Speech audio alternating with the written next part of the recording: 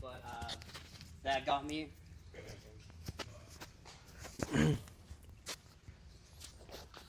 Yeah, it made me look up a lot of information. At some point, I did take a class, and that just opened up a lot of doors for me. So, what are y'all doing right now? Taking a class, it helps a ton with like not doing all those little fuck ups. Little fuck ups in this industry, they're super expensive. So, what we are doing is great. Y'all know about Danny. that? Oh, he knows. Yeah, I know. Okay, I'm Danny, better known Danz Handz Designs. I've been doing this already for 6 years. I started my company because I got laid off as a manager as a printing company. So I decided to be a handyman because I was already pretty much already doing it as a side job only. So I just took it on full on. And then I took an epoxy class for countertops. And I was already selling countertops before I even did my class. So it just took off then. And then I took more classes on training on flooring epoxy, and it just kept on. Now is basically, I have a full-blown company, 6-figure profit, it's great, but it takes a lot of time. You have to take training like you guys are doing now. I took maybe like 4 or 5 other training classes as well too, in order for me to get better and better and better. It's like a ladder. You have to climb up, and that's what you guys are going to be doing. So, it's going to be as hard. It's going to be successful though. Okay, so you just keep on and push. Let's start over here. What's your name? Joe. Where you from? Just say what you do, where you're from? Yeah, I do tattoos. I'm from Maryland, and I'm here to see if I can tattoo yours. Great. I'm Bo, short for my last name, Bo, right? My company, Big Bo LLC, Richmond, Virginia. Richmond, Virginia.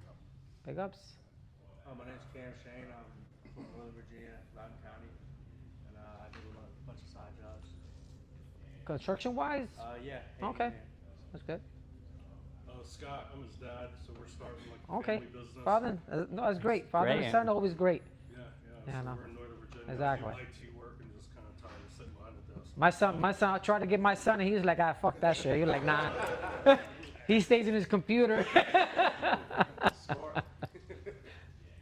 Rico, Suffolk, Virginia. I have a janitorial service. Janitorial? Okay, so you know pretty much already about stripping, waxing, up in your alley. My name is Kamshka. I live in Alexandria. From where? Alexandria, Okay. Virginia. I have a home improvement company. A what company? Home improvement. Okay. Cool. Big difference. Kenny from Louisiana, Virginia. I'm in the truck industry. Okay. Hi, I'm Brian. I'm coming from North Carolina. I get the polish color. Polished concrete. Up your alley. Okay, he's for him. With you? He's with that one. I'm here from Maryland. I'm a Porsche mechanic at the dealer. I just want to learn this trade. Okay. Good. My name's Brennan, here locally, down by Kingston, India, a little bit closer. Okay. Started the business a couple months ago, precision concrete coatings. Going from the computer industry, trying to get hands-on and get something moving. Great, exactly. It's great. My name is Sham. I'm from Richmond, Virginia. I work in smart shop, zero experience in this. Yep. We'll give you the tools, okay? We're going to give you the tools. Will do. I'm Dante. I live about 25 minutes away from here. I have an epoxy company, Slick Vision. Okay. Get better with my technique. Name is Ivan. We were in Norfolk Florida. We do the polish. Polished concrete. Okay. Mike, I'm from the Philly suburbs, Bucks County. Born and raised in Long Island. Been in the flooring business over 30 years. I've installed and sold every type of flooring possible. Union, non-union, and epoxy. Got into the epoxy world 8 to 10 years ago, and generally flake import broadcast for some of my commercial accounts, and just decided to go full blown with the epoxy division. So experienced with flake and quartz, but never touched Metallics, okay. Something to add to your resume. He already has a 1,500 square foot job. coming Exactly. out. No, he was telling me because he bought the grinder from Yeah. from us. You. Central Kentucky. Okay. We got a flooring company just looking to add some toolbox. Okay. Flooring you're- company?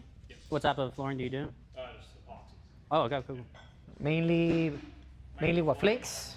I've done some metallics, just looking to get some new techniques. Okay. Add some Walter. What's going on, everybody? My name is Walter. I'm from Jersey. We do all interior and exterior painting. We also do Venetian plaster. I've been following you guys, and I feel like this is a great way to expand my business. Correct. So this is why I'm here. Yeah, I've been following you for a while. Yeah, thank you. I'm Max, I'm from Montreal, Canada. I've been doing epoxy for 2 years and a half. We do metallic flakes, and I came to learn a bit more some more. Okay, welcome. Back here. My name is Misael.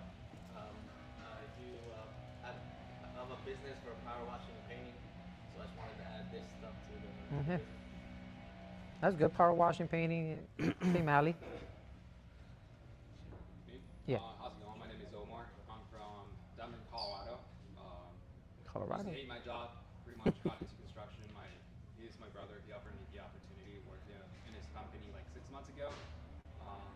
He's been pretty much training me in epoxy flooring the past 6 months. The only thing that I know how to do right now it's flakes. Flake system. Metallic. It's sort of like the next step. Okay. Will, Denver, Colorado. Own a residential construction company. I've done a lot of epoxy, mostly countertops and flakes. Attempted to do a metallic once, didn't work out. So That's usually how it goes. Get it done. At least you tried, right? You tried. I'm Jeremy. I'm from Dean, Massachusetts. One of the owners of Elevate Epoxy. Okay. We started it this year, and we've made plenty of mistakes. We've learned the hard way. So we're here to learn the right techniques and learn different ways and expand the toolbox. Yeah, okay, cool. Welcome. I'm Ray from Elevate Epoxy. Okay. Like you said, we just started in April. We just want to take another class and kind of learn some metallics and top coat. And who did you guys train with before? Just some stuff up in Boston. Okay. Yeah. So. Joe, Salem, New Hampshire, also Elevate, and just ride the wave with these guys, see where it goes. Cool. 3-man Y'all crew. family, friends? Well, we work together. We're linemen by trade. Okay. We work on the power lines, so we just wanted to start this on the side. So Okay, cool. we kind of have pretty big interest in it, and there's not many people up there that do it. So. Yeah. It's good. Good to learn it. Anybody else learn? Main guy right here. Who are you? I'm Corey Colson, owner of Bulletproof Resins, Ballistics, Meghan's, Coating Center, all these companies that you see here. Some of you guys I've had the opportunity to talk with here and there over the years. The one common thing that I heard was, you got a lot of people coming from a lot of different walks of life. And especially over the last decade, we have seen this industry blossom and grow. And, we've witnessed this bottleneck that everybody's kind of driving in for. And I will say, there's a lot of opportunities to go out there and learn. Most of them are accelerated. Most of them will teach you the basics. They'll kick you, to the curb with 40 grand worth of equipment and say, here you go.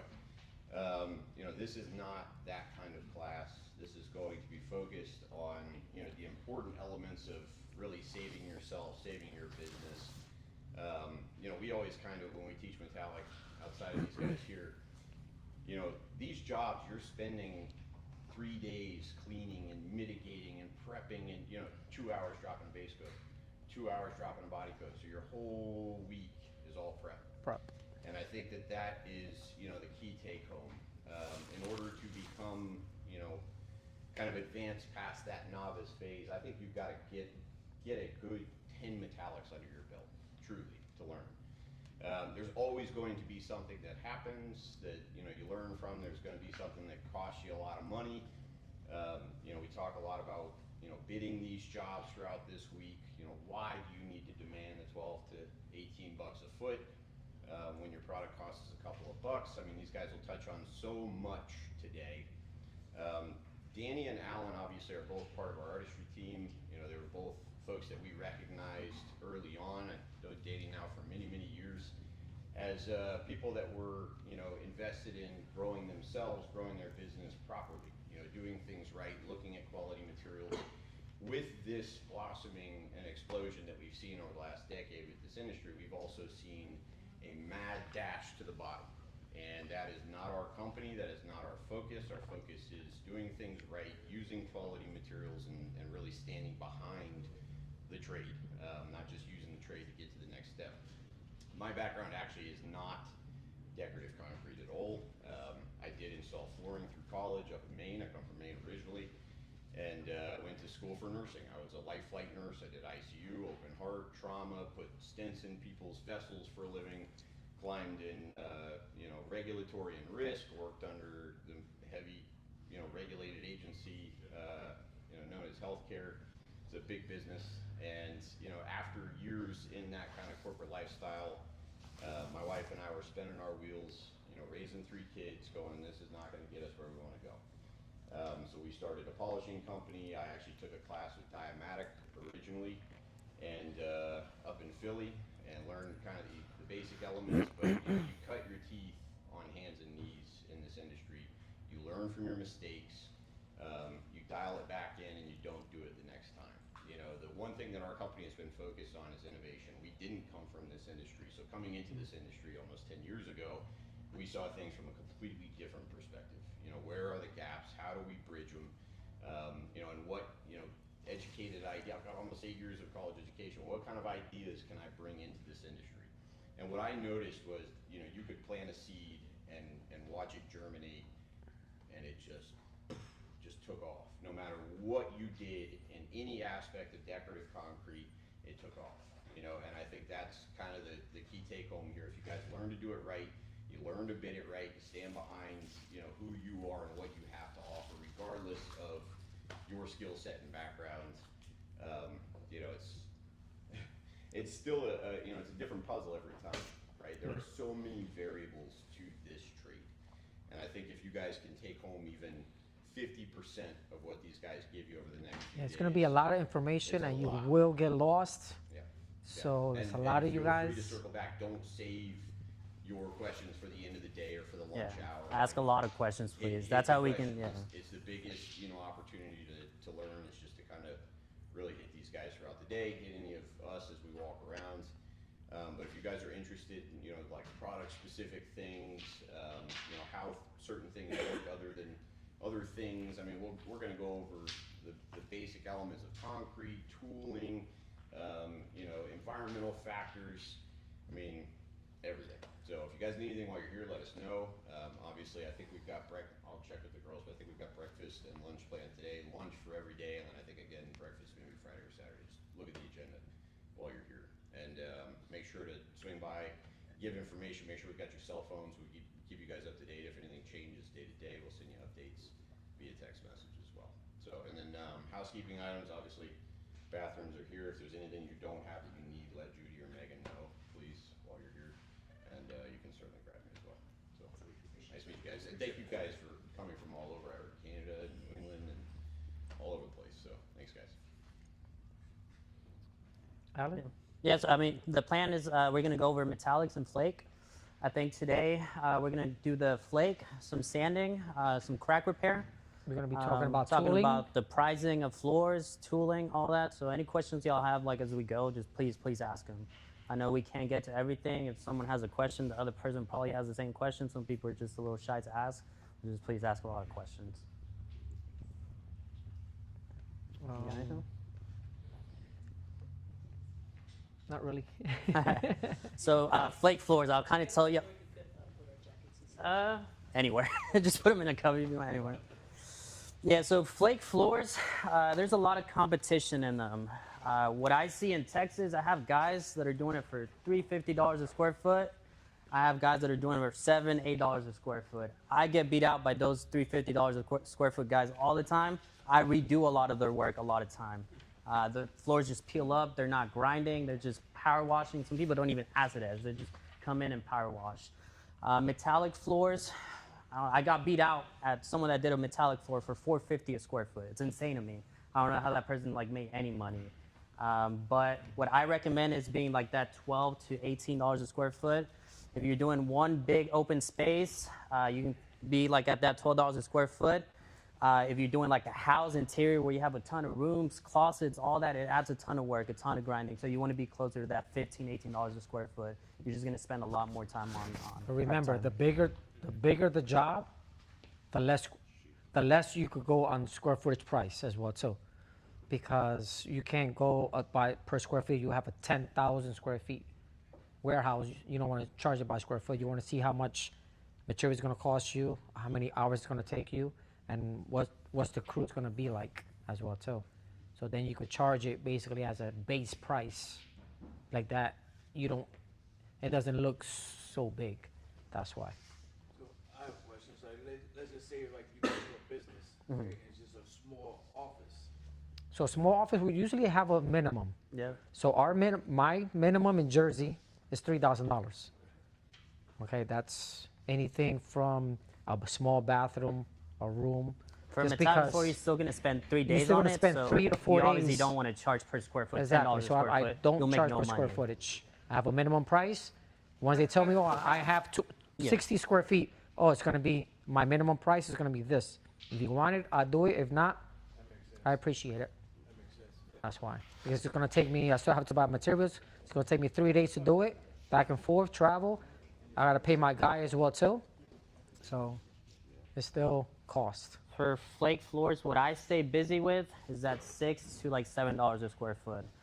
If I go lower, don't make the money I want. If I go higher, I just lose a ton of jobs. So that's what I've realized. Residential, I do a lot of residential, a lot of garages, a lot of new builds. I got in touch with a lot of construction home builders, real estate people, so they give me a lot of work. Yeah. At first, Get to know contractors as well too, and stuff like that. You know, get in with your city, register, you know, stuff like that, and get agencies, realtors, and you know, even if you have to pay them as well too, throw them a bonus, they'll get you jobs as well too.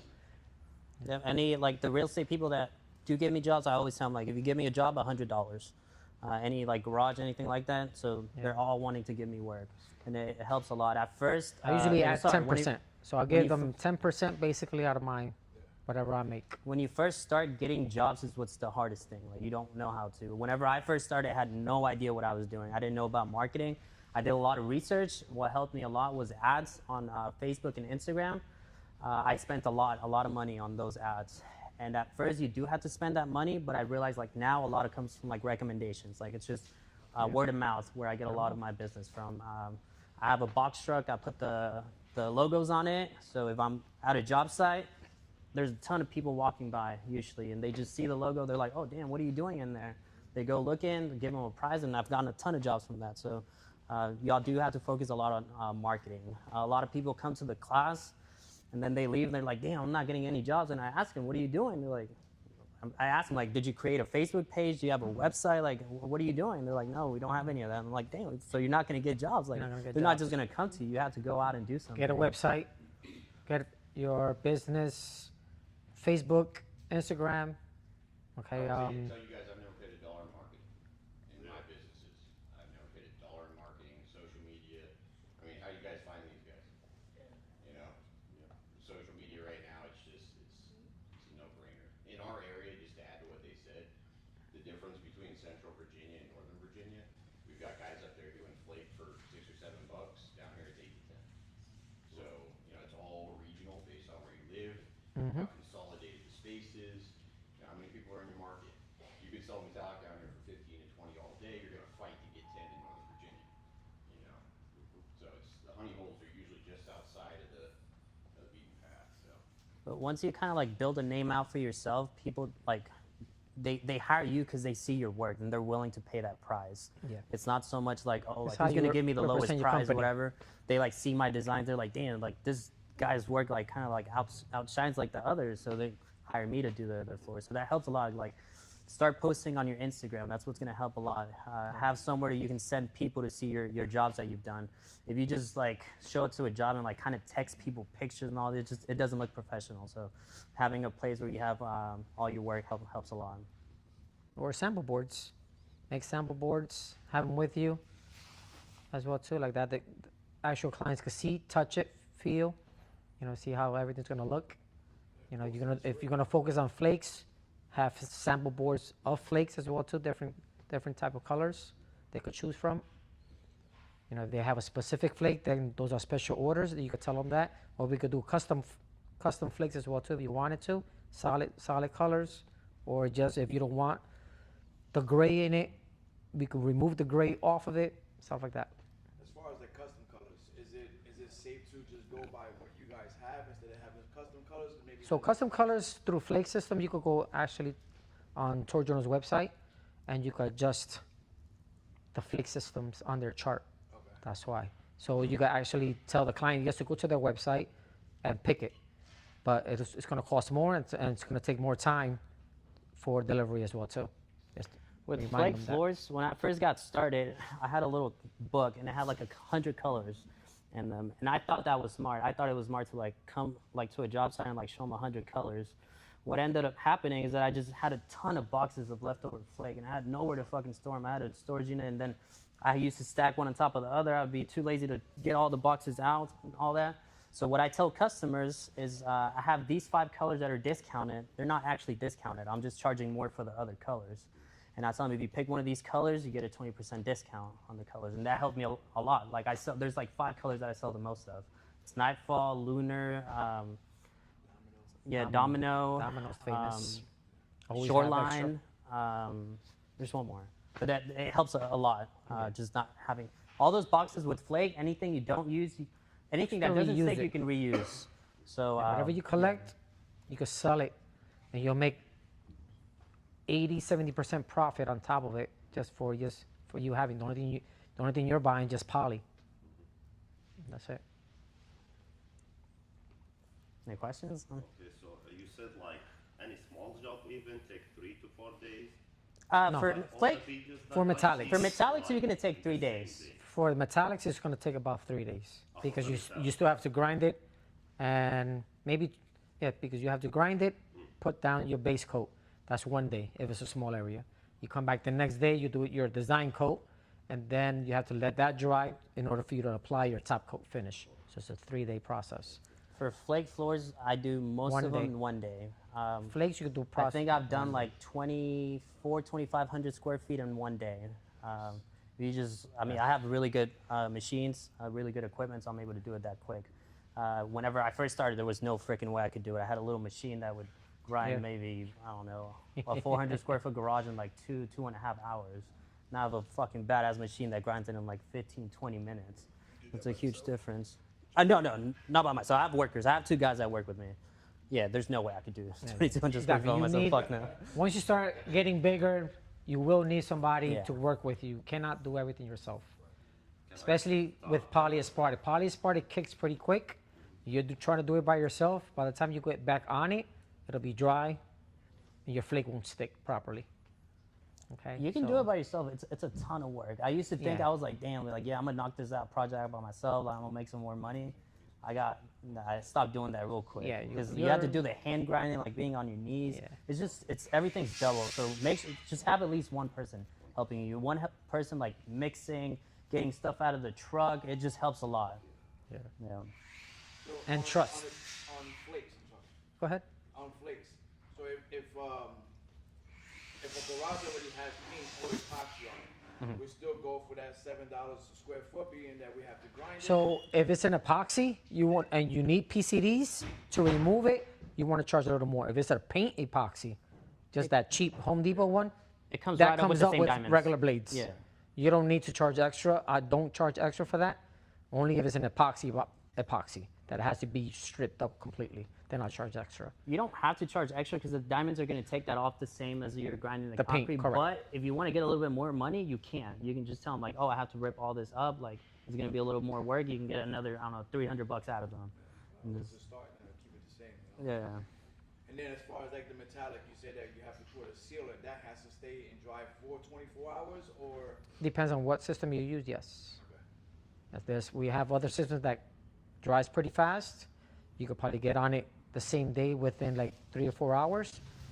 But I like always to come back the next day and stuff.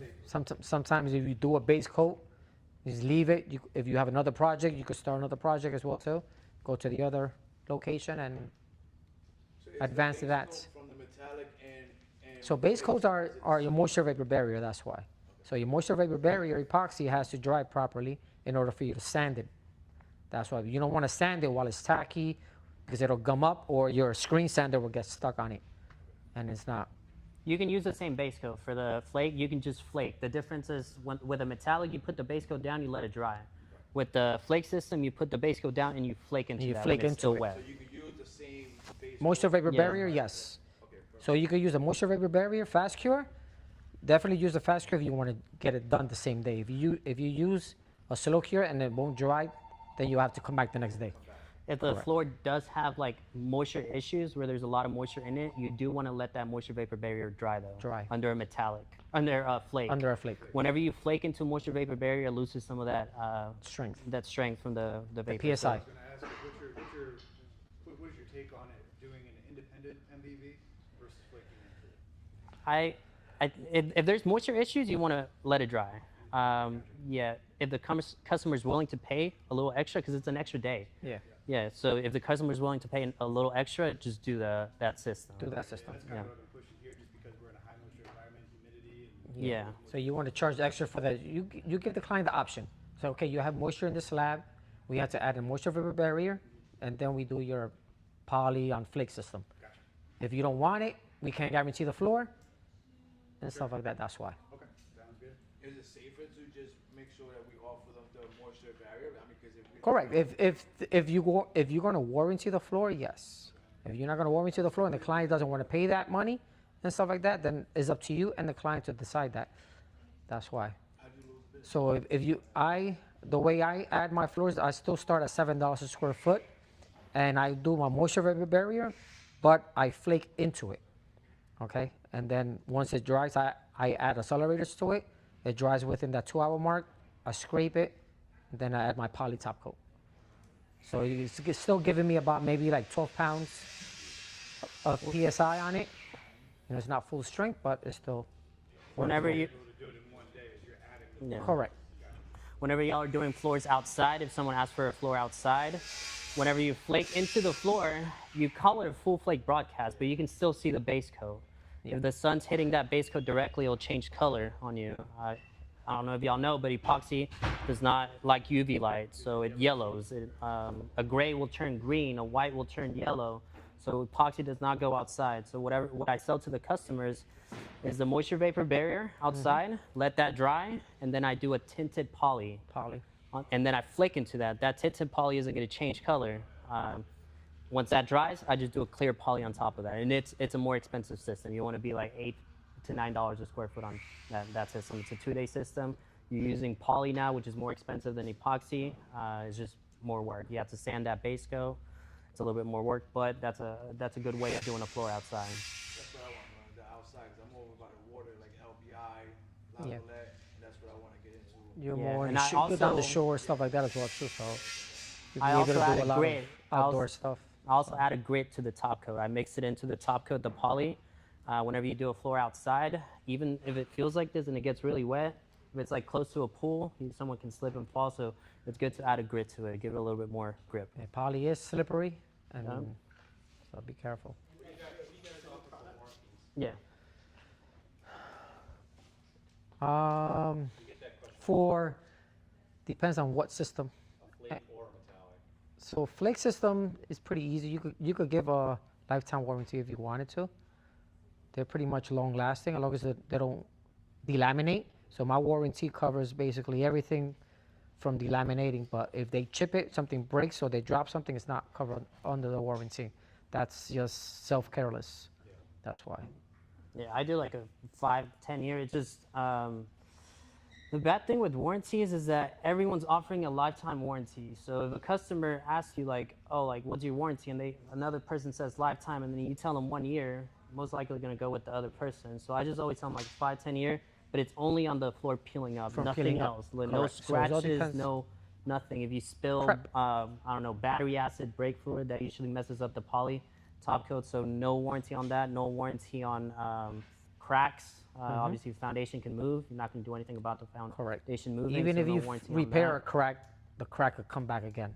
That's why. So you never warranty a crack because they're only repairable. You're only repairing it. It's not an actual fix. I'm going to add something real quick. I'm going to make an early kind of worthless plug here. So just while we're on the topic, we'll talk about ballistics later on in the week.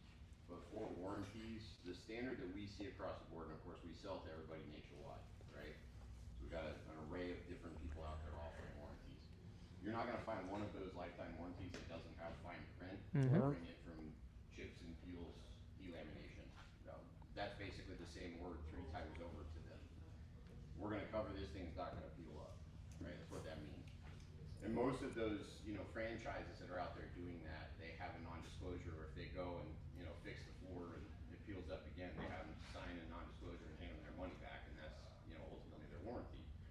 They're not having to do this a lot, but there are franchises out there that are doing, a lot of these floors, and they're getting callbacks, of course, for most of what you get callbacks for, which is damage to the floor by the client, right? It really isn't anything about the floor. It's this floor didn't hold up to my tires, or my wife threw trash out here and there's red wine on the floor, or whatever. We have a franchise out there that actually is one of our largest customers for ballistics, and they sell ballistics over their flake floors as an add-on warranty for an 8-year full coverage period. So this owner of this company hit me a few years ago and he said, hey, I've got an idea.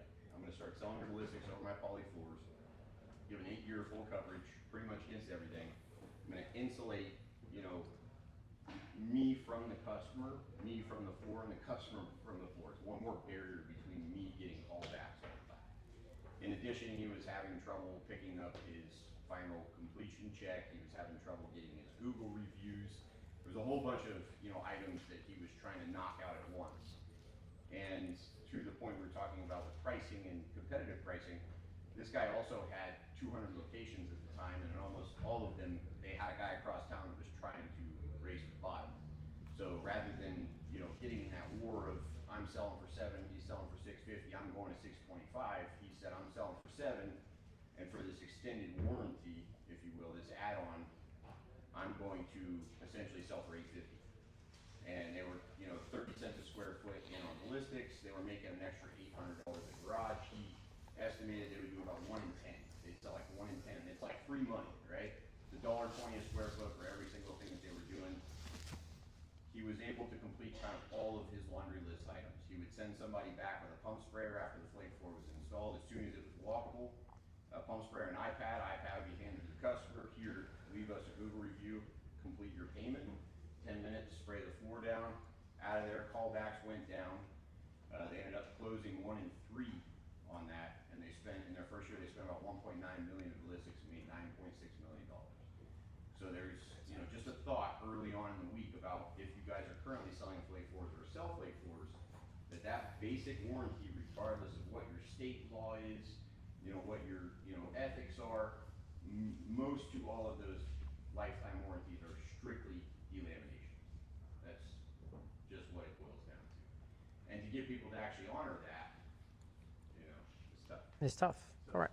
Sorry, No, it'll give you that, at least, it'll give you that peace of mind if you add the ballistics, of course, and the client as well too, for an extra charge. And that'll only cost you, what, like 20 cents a square foot probably, and you can sell it to them for more money. For the black label? Huh? Yeah, for the black label. For the I've black done, label, stealth coat, any ballistic sealer that we have. I've also done floors And in that like only rooms that are for spray on, dogs walk and away. cats. Usually the piss will stain the floors. If you just do poly and it sits there for a while, it'll stain it. So I've done the ballistics on top of that. And it just adds a protection to where you can just wipe it up. It's not going to leave that And yellow mark. It won't give you Add also a- the hot tire mark. Poly will give you hot tire marks as well too. Ballistics, if you add ballistics to it, it won't give you that hot tire mark. And real quick, you mentioned You Yeah. referring to like almost like a quartz broadcast? For the It's a bricks, little or- sand. No, They call it shark aluminum grip. monoxide. You can do aluminum oxide Correct. or just other things. Where I buy it from local is called shark grip. That's just what I add to it. It gives it a lot of slip resistance. So. Slip resistant. So Any you put the 26 grit or you go lower, more rough? 100. You could use 100 to 220 grit. The one I sold, The aluminum? it's like a 50 grit. I think is the 50 one grit? I. Oh, you got the heavy. I used to It's do really like heavy. 80 grit, but after a few weeks it was slippery and I put a lot. Now I use 36 and That's 26. That's like I use 36 grit. 36. Probably 30, 40 mesh. Yeah. Yeah. This is grit I throw over my poly and then I back roll. Back roll. I know it's better. Now it's good, but the 80 grit it was too slippery. Still Yeah. slippery. Okay. Yeah. Was it on flake floors you were doing it? Yeah. On steps, on side. Yeah. On pools. Yeah. Now, do you sand your flake? No, I just scrape. You just scrape. Okay. I blow, vacuum, and Okay, usually, well, I guess you're putting your poly way too heavy sometimes. Then that's what. So be careful when you're putting your poly too heavy. To increase that thickness and yeah. you try to put it tighter and thinner, so like that could stay just a little grittier still, and it'll get less slippery. Got any questions so far? Anything else on this? I'm gonna move on to the. For the flakes, for Yeah. the base coat, there's different ways to do it. You can use like MVB over flakes, but it's better to use MVB to wait, and then after you can use another base coat, then flake, but it depends. It all depends on your moisture slab. Pay also. You know, Yeah. Where you at? You're in Montreal. You're in Canada, so you have a lot of moisture over there. Yeah. It's like, one time So I you need your MBB especially. Yeah. That's the thing. Because I was like one time the customer, I told him it's better to do like one MVB base coat, and then after I do one epoxy base coat, then the flakes, then the cure, and then I lost the job because the other company was charging less to throw the flakes. Because they probably want to do only poly. They were doing. So of course, poly you do poly would be cheaper than adding the MBB to it. Yeah. That's why. What do you think of the polyurethane base coat? I never used polyurea, so I can't really touch base Polyurea? on that. He has. Yeah, I like epoxy way more. I do think it creates a better bond. The polyurea doesn't have moisture resistance. So a lot of these companies that are offering the lifetime warranties, they'll do polyurea, but polyurea. they'll strictly say like no moisture, what's it called, callbacks. Like it's not going to cover moisture, and then that's the main problem with these floors. It's just the moisture that's coming up from the floor. So they don't cover that. Polyurea dries really quick. It goes on thin. Polyurea usually stretch it like 200 square feet a gallon. To me, I just think that's thin. It does stretch. That's the only thing about it that has on epoxy. But personally, I don't think a foundation is going to move to the point where it stretches that much. We need something that stretches that much. So I've always liked epoxy. If I do a floor outside, just epoxy, the MVB, and then tinted poly on top, flake into that, and then you have a UV stable system. Are you guys taking readings on every job you do? No. So a lot of new residentials, I don't. You can do the. It's more than likely they're taken care of from underneath. Yeah. So they put that moisture barrier, that plastic, on top of the foundation. It's mostly on the older slabs. jobs, slabs that you have problems with. Dealing with older slabs and stuff like that. What tests are you guys doing? Are you drilling and pinning, or? I have the little meter, the little I digital have a meter. little digital. Has like two little Yeah, points. but are you drilling, setting plugs No. in, or? No. Okay. That's So probe testing is the right way to do it. You know, the Tramex that people have, like we see that a lot. The guys with bells and whistles, they'll come out with like the Tramex and the, even do tint tests. You know, they'll do calcium chloride tint tests and things like that. It's like, they'll say, oh, I've got a Tramex and a, diamond, testing Mohs kit, and it's like, it's all just show. Until you get down there and drill into it, or cut some cap or whatever, you're not really going to know. Yeah. So it's like, what does that matter to you that I've got a Mohs test as a customer?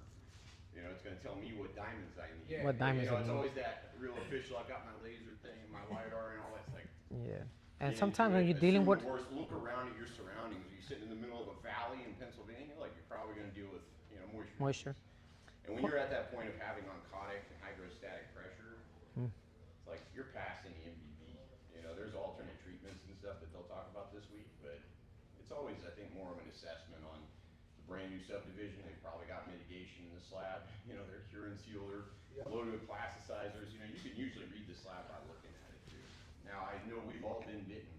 Yeah. You know, in assumptions, and to that question about dedicated MVPs, you know, when I was installing Duraflex, that's all it was a 7-layer system. You know, when you're selling residential systems, I think like these guys touched on, it's pretty tough to, you know, dial somebody into a dedicated MVP, not just with the time, but, you know, the total cost and what you're doing. But if you're charging, you know, double digits, then sure, I think, you know, if they deserve a dedicated MVP, send it. So. Yeah, testing a slab sometimes it could give you one reading on one side and no reading on the other side. So it all depends. That's why. So you can't really determine on moisture-wise on a slab, because if you test one side, it'll be high reading. Test the other side, they will give you no reading whatsoever. Anybody that's doing You know, so that's never accurate. You just have to go by. multiple areas. Correct. So you have to watch on what you're doing and what's your aspect on tackling it. Calcium chloride tank test, man. You know, people don't run those enough, but they're basically tests where you will. It's got like you can buy them on Amazon. They're like $100 for a 5 or 6 pack, and it's got a little disc with like the silica hydrogels like you get in beef jerky. And that disc is full of those, and you weigh your disc first, and then you put it underneath your little tent, and it like caulks to the floor, and you set them up in different areas, and you leave them for 3 days.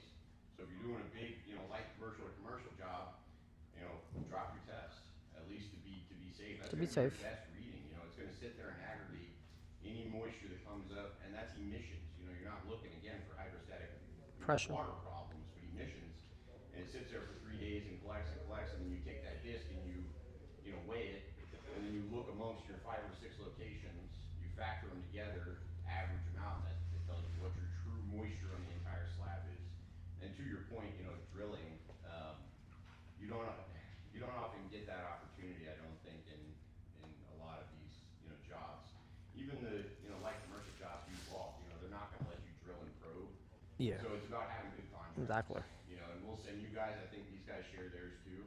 We'll send you some kind of skeleton contracts that we have for both residential and commercial that are just aggregated data that we've taken over the years from the hundreds of our customers from all over the U.S. It just covers everything. So, yeah. So how do you go about when you're doing an estimate for the job and you estimate it for the epoxy, right? And then all of a sudden you think after you win the job that there might be moisture issue. Yeah, What? so you write that, you cover that, you mitigate that in your contract. You put it in there. Look, if there's, you know, any unforeseeables, as soon as we cut this thing, and we run into that across polish, grind and seal, and, you know, epoxy the stain. As soon as we cut down into that slab and we've got problems, you know, that's on you at that point. And you just have it in the fine print. You know, we will assess, you know, change orders. That's why you take a 50% deposit. You know, I think these guys do it a little bit different, but here it's a 50, you know, at the beginning, 50 at the end. Sometimes you get into these 33s. You know, if you get into AIA contracts and, you know, government work, commercial work, you'll get crushed with retainages. They'll take, you know, pretty much all of your money until 6 months after the job's done. If a window washer puts a lien on the job, then you know, there's a lot of ways that you have to just plan ahead. And, you know, you've got to be able to write in, pull in draws if something like that happens, to where if you're under on money, even with a 50% deposit, which you shouldn't be, but, you know, you can write it in. So. Yeah, I do a 60-40, so 40% deposit, just pay the 60 at the end. Jobs on 40%. 40% should cover all your materials on metallics, flake. It should be fine. If you I get do screwed- 50-50. But first, then I'll take a deposit of, depending how big the job is, $200 just to book on my calendar. Then when we're ready, then 50%, and then the other 50 when the job is completed. But just to jump in my booking, I will need a deposit first. Correct. So you're collecting your 50, then you get another 50 up to. No, I'm only collecting at first to Metallics, I always do $100 moisture vapor. Let's say It's just $100 safer. It's a little bit more expensive. to A little book. more expensive. It's just safer. Which Yeah. gets then added. So the day of we get there, 50% up front, and then the balance when completed. Correct. Like that. Because like that, then at least with the $200 that I did collect it, okay, it's certain that we're gonna do the job. I could get the materials then. That's why. For the exterior flex, is it better to always put a full base coat for the exterior flex? So for the exterior, I always do the moisture vapor barrier. Just let that dry, and then I do a tinted poly. You have to tint your poly, have to or else the tint it. poly will be clear, and you'll just see the epoxy. a lot of a misconception in this industry is like if you put polyaspartic on top of your floors, polyaspartic is UV stable. People think what's on the bottom isn't going to yellow. It's going to yellow. But it's still going to yellow. The UV goes through that, and it still yellows whatever's at the bottom. So that's a misconception. A lot of people, they're like, oh, we sell you a UV stable floor just because we put poly on top. It's bullshit. It's not. It's still going to yellow. If the customer has a tight budget, can we put only like one base coat of poly outside? If a what? One base coat of poly over flakes outside if the customer has a tight budget? Or Time, if they have a budget, yeah. all depends on what the budget is and can you afford it. Yeah, can we just put one base coat of polyaspartic and flakes? You could, but then you're not covering the moisture mitigation issue that has the concrete, because poly is not a moisture mitigation system. That's why. So you still have to add the moisture vapor barrier in order for you to cover your end. So like that, you don't have to come back and fix the issue 6 months to a year from now. That's gonna come up. There's a lot of misinformation. That's why. About polyaspartic directed concrete. You know, people will say, "Oh, put poly to concrete." Don't. If No. it's true polyaspartic, aliphatic polyaspartic, it's meant to be a top coat. When they're talking about polyaspartic to concrete, they're actually talking about hybrid polyureas that are out there that are aromatic polyaspartics, polyurea hybrids. So if you go putting polyaspartic direct to concrete because somebody tells you to, you can eat that whole season, that whole year, but you're not going to see it till next spring. You're going to do this whole summer, and next spring your foam's going to be blowing up. It's all going to be shearing. Yeah, Because as soon as that moisture hits and that thing expands and contracts, it's coming right with it. it's coming. It peels up literally like in sheets. You can just peel it right up. It comes right off the concrete. I'd never put poly direct to concrete. Yeah, I had floors lift up like sheets, like nothing, from other installers, basically, especially metallics, that they want to do it themselves or hire a cheaper company, and they don't grind the concrete, they don't add a moisture vapor barrier, they just add an epoxy base and metallic right on top, and it just comes right up. Okay. I know somebody that happened to. It was a nightmare for him. It happens to a lot I of had people. guys that don't mix properly as well too. You have uncured epoxy throughout the whole floor as well too. Okay, so mixing is a big thing as well too. So we'll be teaching that. Like, is there like recommended temperature? Like, say if the house is hot, things like that. No, so the house has to be anywhere from 60 degrees, 75 degrees is fine, 80, whatever. Just in case they touch AC. Okay, so no, every time you do a indoor metallic for a home, if they have the AC on, shut it off completely. Even if they have the heat on, shut it off for a while until you start actually working. Like after you finish doing your design code, then you could kick it back on if anything. But try to have your system off, especially if you're grinding in the basement and the furnace or their AC system is downstairs, because now all that dust could suck up through their vents and into the house. Okay, now then you will have to clean the whole entire house for them then. I had that one time happen to me, okay? I had to clean out the whole duct system and have a cleaning crew clean the house. Because my guy, of course, he started hand grinding next to the furnace completely, and all the dust just sucked everything up, basically. Whenever I've done floors inside of a house, I try to keep the AC on, but not when we're grinding. Whenever you're grinding, there's a lot of dust that comes up and Yeah. it pulls it in. But as soon as I start my design, I do shut off the AC, just because every time it kicks and it starts, it moves the dust around. Moves the dust and you around. see a lot of little particles on your design. A lot of people don't know what that's from. So cleaning your floors is a big thing whenever you're doing metallics. Make sure everything's clean. So whenever I'm doing a metallic, I clean all the walls, clean the outlets, I take the dust off of the lights, just clean everything really good. The doors, wipe everything down, make sure there's no dust. So if you open up a door and some wind comes in, it usually moves all that dust, and that dust ends up on your floor, and you don't end up with that glass finish. You end up being a cleaning crew yourself as well too. So Yeah, what do it's you true. recommend, to get it like the less dusty? Is there like a machine to it? Or No, you just Now, you could attach get air vacuums to your scrubber. stuff. You could get an air scrubber and plug in and have an air scrubber running. But remember, that blows air from the other side. That's what too. So once you start designing, you have to shut that off and stuff like that. But you could do an air scrubber while you're working, grinding and stuff like that. Have your air scrubber working as well too, to collect any particles that's flying around. When I'm Does that matter base coat, it's not that big It's of a not deal. that I big of always a deal. sand my You're base still gonna coat. sand it. I never do the recoat window.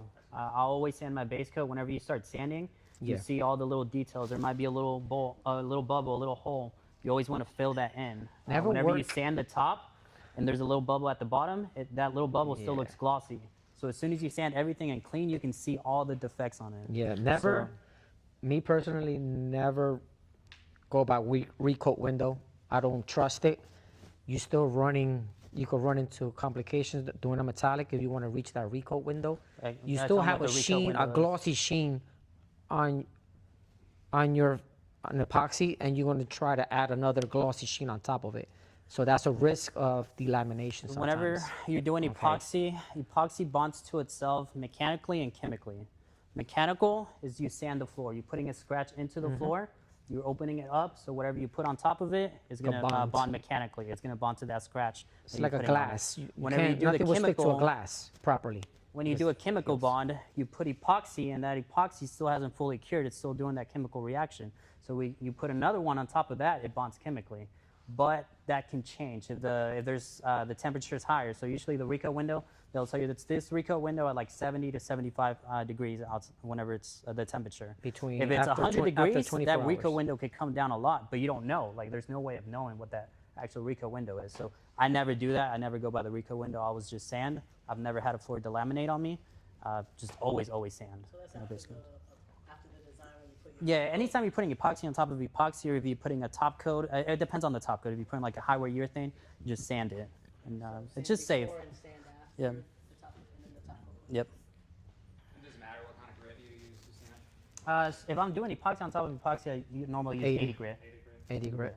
You give moves faster. If you use too high of a grit, so the grit is just the lower you go, the heavier the scratch is.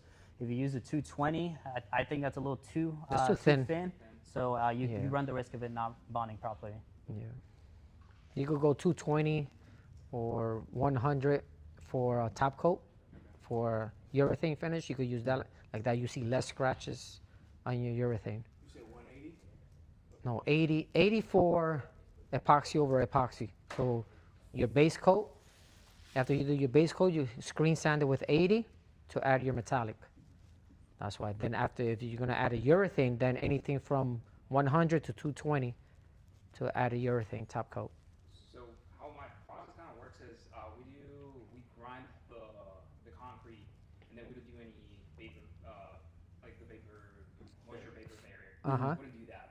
We do 100% epoxy, and then we flake over. So I wouldn't use 100% solid epoxy over concrete. No, it's because you're gonna have the risk of moisture or hydrostatic pressure lifting it up. That's why. Consider that we live in Colorado, and especially That's a desert. the place we live, it's very dry. Dry, exactly. It's a desert. You might not have, you're probably not So gonna you have could probably issues get then. away with it. Very low risk of moisture within Yeah. the slabs, unless we have like a hill right next to the house. A mountain. But usually those houses have like French drains around it. Yeah. Yeah, a lot of people do that like that. As long as there's no, if there's no moisture, it's not going to come up. You're still, it's still bonding to the concrete. It's Yeah. soaking into the concrete, so you're not going to have an issue. Yeah, I see. And then would you recommend like grinding like the flakes? Because usually we flake over it, and then we come the next day and do the polypart on top of that. Do you scrape it? We do scrape. You scrape clean and stuff like that. Now it depends how heavy you're putting it down. You're doing 100% broadcast, 80% broadcast. Yeah, we overload it. So you overload it. Sometimes I like to scrape it, and if you're going back the next day, I like to hit it with a screen sander, just to knock off some of the high spots. Like that, you use less I run a poly. screen sander over all my floors. I still do them in one day. I do them in one day, so I'll scrape, get everything to one corner, pick everything up, make sure everything's clean, and then just run an 80 grit on everything, and that it leaves it a lot nicer. I think I like the it looks finish on nicer. it. You I've done end a up lot. using a little bit less of the top coat. Yeah. And it's just a nicer finish. Gives you a I nicer like finish.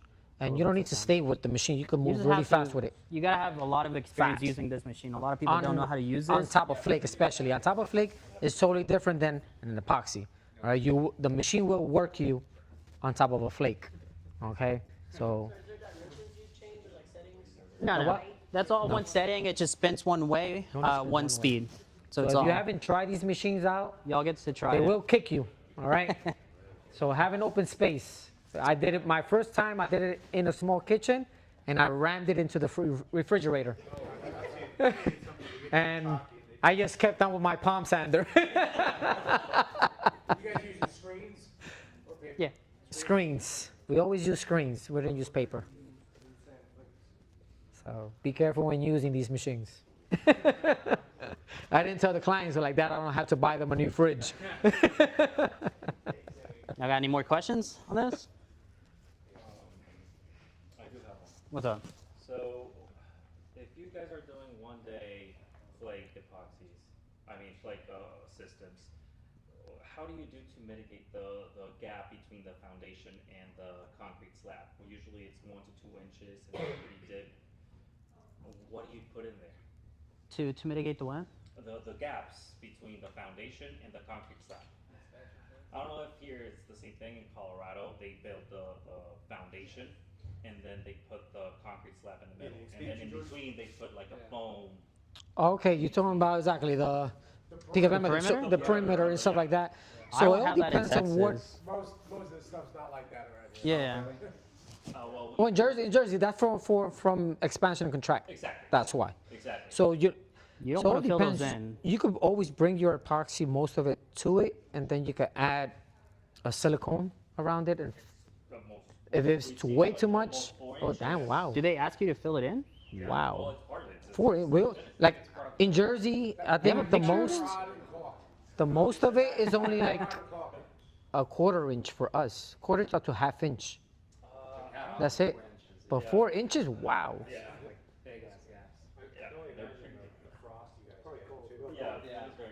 That's why. So this it's really hard because nothing goes on top of it. That's the thing. Even by us, we have usually like a little cap of concrete around it. So every time we run our grinders through it, it just chops it away. And what we do sometimes is add Cabicil epoxy just to fill it in, so our flake system could grab to it, or the C4, the epoxy paste. That's why. Because that's one of our fears is that if we don't feel that gap and we just run our system, that won't get it. That won't get anything. It's gonna get like from one of the edges and start peeling it off. Correct. So don't remember those foams. You can't really guarantee those kind of things. That you have to tell the client that that's not meant to be covered. You could cover it if you wanted to, but eventually it will pop up because nothing bonds to it really. Well, what we've been doing is You could add like I said, like an epoxy paste to it and just add flake completely. we put sheets all around the perimeter, and then we fill with sand. With sand and cement it. Just like a very thick epoxy paste.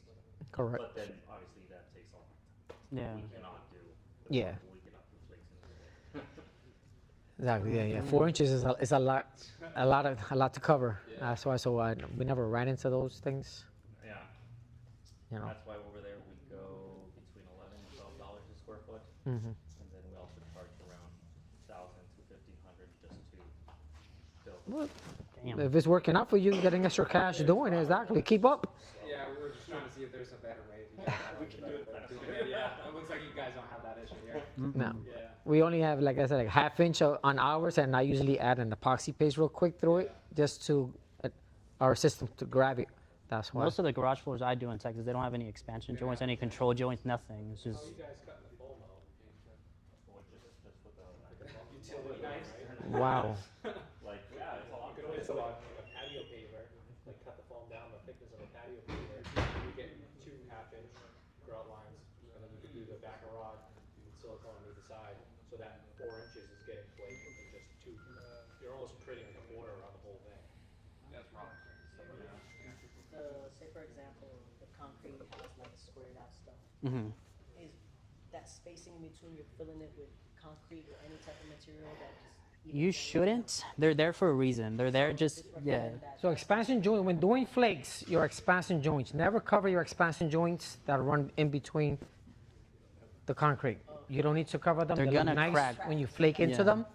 Leave them. You only cover them when doing a metallic. And even when doing a metallic, you don't warranty it because it could crack within time. So you need to explain that to the client. I'll cover them, but it's under my control. Your concrete can move, expand and contract, and it could crack whatever we do. You mean don't cover? You mean just like going right on top of it, not trying to seal it or nothing? For your flake system. Yeah, but whenever you go over it, you don't want to overfill them with epoxy. Yeah, So whenever remove it with you squeegee your brush material and then you chip brush and roll it. it. Exactly. If you chip brush overfill it it with material, it's gonna cover the flake a lot. Fill it just enough. enough.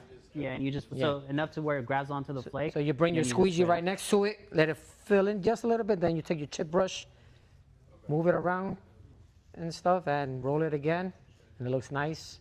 And you just make sure you get a nice full broadcast inside of there and clean it up with a nice little scraper. But never fill, even with clear poly, don't fill it in so much either, because then you have a big blush of clear poly inside of there and it looks pretty ugly. That's why. So you make sure when you do your clear poly, take it all out of there if it goes in. A lot of polys, they'll bubble up if you put it on too thick. So if you fill those joints in, it's just gonna completely bubble up. You can't put it on too thick. They do it outside, correct. Especially, people do this a lot, and especially in Florida, because you have weather, summer, and stuff like that. Now, when you have cold weather and stuff like that, you could run issues.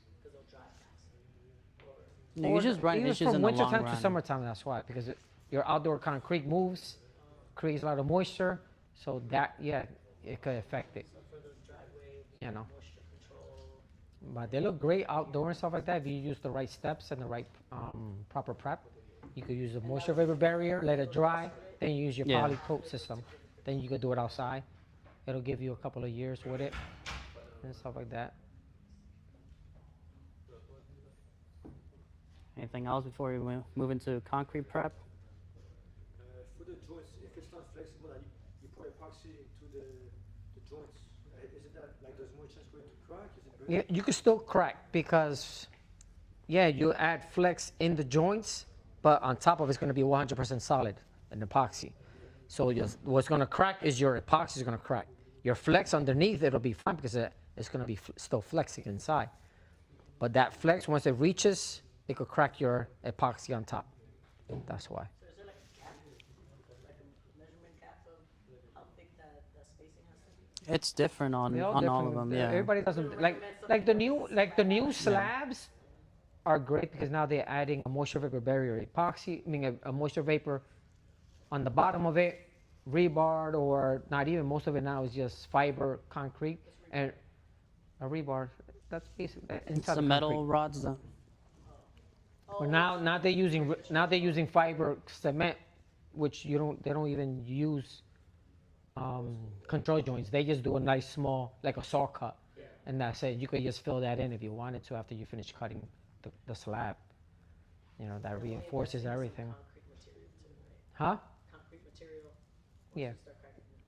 When it's brand new, is it still safe to use the moisture barrier just in case? Because You want to wait 28 days after concrete is poured to be able to put epoxy on it, to put anything on it. 28 to 30 days. There is a product called Vapor Lock that I think it drops it to 15 days. 15 days. Yeah, to where you can put a coating on it in less time. But you want to let that concrete cure out fully. For at least 28 days. Yeah. Now, I know you said that brand new slabs has like the moisture barrier built into it, but is it safer for us to put? You still need a moisture vapor barrier just for the hydrostatic pressure. That's why you might not have It's a little water more issue, but you'll have expensive. vapors. It's a little more up. expensive, and you just you don't have that doubt in your head like, fuck, like, is this floor Yeah. gonna peel up? I would, if you're always doing just a do a metallic, moisture vapor barrier. I don't take the risk. if you're doing a Yeah. metallic, to be the safe side, have that peace of mind, add your moisture. You could have like, I don't know, a epoxy to pipe it. burst under the foundation, then that moisture is just gonna come up. Then your floor can peel up, so it's just safer. It's safer to Yeah. have that moisture vapor barrier. Yeah. Yeah. It's a little more It's going to expensive be in than your the square epoxy, footage it's fine. price, so that's where you're pricing it out at. That's why.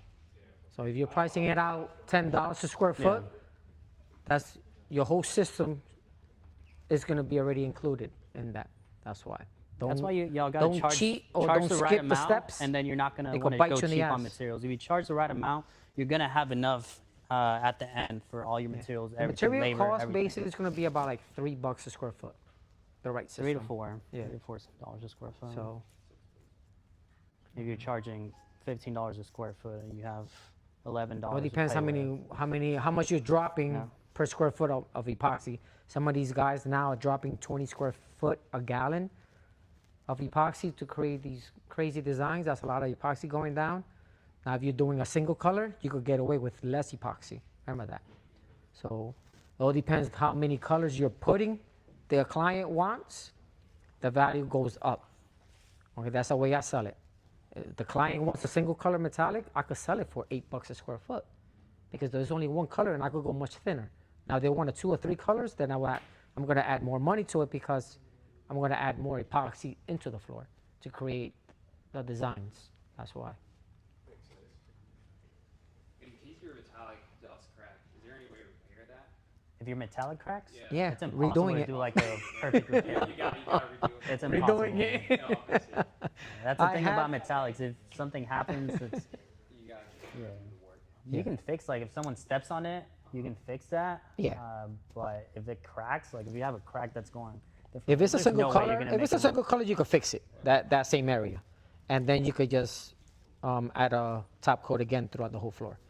That's the I've best had way. it happen where someone comes in and steps on the metallic. I did a floor. I told them not to step on it. Someone else just went in there and stepped on the whole floor. Came back the next day, and you could see the footsteps everywhere. I told them it was either redoing the whole entire floor, or you can just sand it and then flood it with clear epoxy, and it kind of helps a little bit. It was already later, so the footstep wasn't embedded all the way in. It was just at the very top, so it made it look a little bit better. If you looked straight for it, you could find it, but he didn't want to obviously redo the whole floor. Now I wasn't going to do it for free. So. You will have clients walk on your floor Bug before you stick. will. I had that. They don't listen. You could tell them, you could put a tape on it. They'll go under the tape. It doesn't matter. You will have those kind of clients that will do that. And when they damage the floor, then they have to be responsible. Then that's up to you. What do you want to do? On that case, either you want to charge them to redo the job or sand the floor, add another flood coat. But, you know, those are the things that should be on your contract as well too. Like that they know if they do walk on it ahead of time before it dries and leave footprints all over, and you have to redo the job, then it's going to come out of their pocket, not your pocket. Okay? You're like grinding all the way down to the No. If No. you ever redo a design, No. you can do another base coat and then drop. You can do the another design. base coat, Yeah. go over it, or you gotta just sand it, just add a clear coat of epoxy, and then top coat. But if you're gonna add just a clear coat of epoxy, they will have to pay for the clear coat epoxy and your time on doing the job again. The contracts for metallics are very important on them. I always state like a ton of things that it doesn't cover and a lot of things. So like you'll have flies stick to your epoxy, mosquitoes, I've Lizards. had, lizards. I had I had everything stick frogs. to them. I That's had- obviously I out had of a your bird control. land on There's one of my nothing- countertops that I did outside. Big bird. There's nothing you can do about that. So you have to like put it in You your know? contract that you're gonna do everything you can to like avoid it, but there's always gonna be something that sticks to it. You can just cut them out, stuff like that. But you are gonna have customers that are like, damn, like, Yeah, so- what is this? Like, I'm not gonna pay you for this. But On my social you have a media yesterday, I contract to protect posted, yourself. which is called a UV resin. Okay, the UV resin dries instantly with a UV light. It's a single component. You can add the same metallic to it, especially if you have like little small mistakes, bubbles, and stuff like that. You can add to it. You put the UV light on it. It'll cure instantly. Wait about maybe like 10 minutes. You can sand it and then top coat it. Okay, those are easy repairs that you could do. Now, if it's a big repair, then, huh? Yeah, the little bubble circle, correct. I had a few of them, so instead of me trying to redo the whole floor, I told the client about it, and I added the same color to them and filled them in. You can't even see them. They look like little small circles. That's it. UV epoxy. Yeah. How do you deal with the color variations? Because when you're doing big batch epoxy and you're adding your colors, it's so different when you're doing the small amounts. Correct. It could come up like either lighter or way. He's talking about like a tiny little bubble filling in a little spot. If it's something big, I've done that where like one of my customers dropped their blender and it chipped the countertop. I was like, oh. Well, okay, no, that's gonna look different. That's why, because you're doing repair, so it's a chip. So and we were charging for it, but still, when that little hole was Different. darker, like way Yeah. way darker than the rest of the countertop. Well, Because remember, you did a base coat before, stuff like that. You prepped it, and now fixing that chip, you don't have a base coat or anything like that. So you're just trying to fill in that chip with that same metallic color, so it changes the whole outcome of the color variation. That's why. Yeah. As compared to when you're doing the whole I try to complete measure thing. it, like I just did a lot of, It's never. like I I've did done this repair amount jobs of like that, epoxy, this amount of and they color, never and match try up. to- yep. You can only get it close as possible, and unless you're redoing the whole thing. So that's where the way you have to explain the client. Okay, this is just a repair job. It's not going to be 100% perfect. So you're going to see the difference on the color shades and stuff like that as well too, because this was done as one complete floor. That's why. So it will change. So you want to let's get into diamonds and prep. Where are those diamonds at? So whenever y'all are doing epoxy, you always want to grind the concrete. You want to put it, it's just kind of like the same whenever you're putting they're over epoxy here. on top of epoxy, you want to put a scratch into it. You want to open up the pores of the concrete so the epoxy actually soaks into it and bonds to it instead of just like laying on top. A lot of the main issues is people that don't grind. Won't grind the floor, and the floor just peels up, completely like peels up in sheets. Always want to put a scratch into it. It's called concrete surface profile. You need a certain profile on it for it to bond. CP2, CP3 depends. They also have shot blasting. Shot blasting is a if good you way. If you have anybody that does shot blasting, so that's the right way to do it as well too, especially doing big square footage. If you're doing a big square footage and stuff like that, shot blasting would be the best and easiest way and the cleanest. Shot blasting is a machine that it shoots out like little pellets really hard at the concrete, and that's how it profiles it. The good thing about shot blasting is as it's shooting those, it's also cleaning the concrete. Whenever you just run a grinder over it, a lot of that dust is staying under there. But it's not as efficient. It's a lot slower whenever you're shot blasting, so that's why most people just use the grinder. It also doesn't get rid of high spots. Whenever you're shot blasting, it's just profiling it. Some people run a grinder and then a shot blaster on top of it. That's a fucking amazing prep. That's amazing.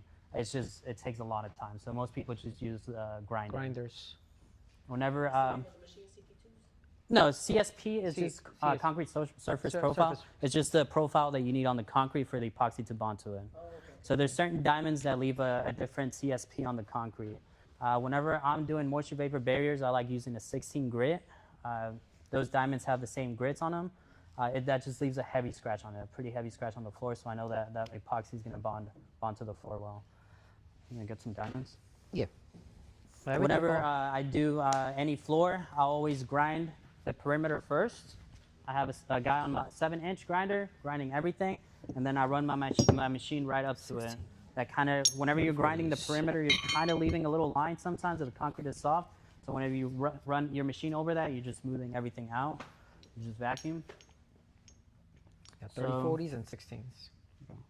So these are, y'all can pass them around. These are the diamonds we use, like kind of like sandpaper. They all have a number on them. That number, the lower it goes, the heavier the scratch it leaves on the floor. So this one here is just to leave the scratches on the floors, but is there another one that you use to take off the paint? Yes, there's different ones. You want to get? Oh yeah, the PCD, right? Yeah. Thank you. So normally, if you have like the Home Depot epoxy, that's a really thin water-based epoxy. Those diamonds will cut right through it. They'll cut through it. If you have a flake floor like this, is that PCD? You need something that's called a PCD. That actually like PCD. Which is that one? That's just the regular metal diamonds. Yeah. So PCD have these little blades sticking up. That's what's going to remove. It gouges into the concrete, cuts into the concrete under it, and it just lifts all that stuff up. Just never let it sit on your concrete. There's different shapes. Different shapes goes to different machines. So the diamond. Yeah. So you want to. So with those diamonds, are the PCDs. There's also something called a bond. The bond is the metal that's around that diamond. So all that has little diamonds embedded into it. That's what's cutting into the concrete. The bond around the diamond is the metal that holds that diamond in. It's what's around it. That just determines the softness or hardness of the concrete. So there's soft concrete, medium concrete, hard concrete. You might run into some extra hard concrete.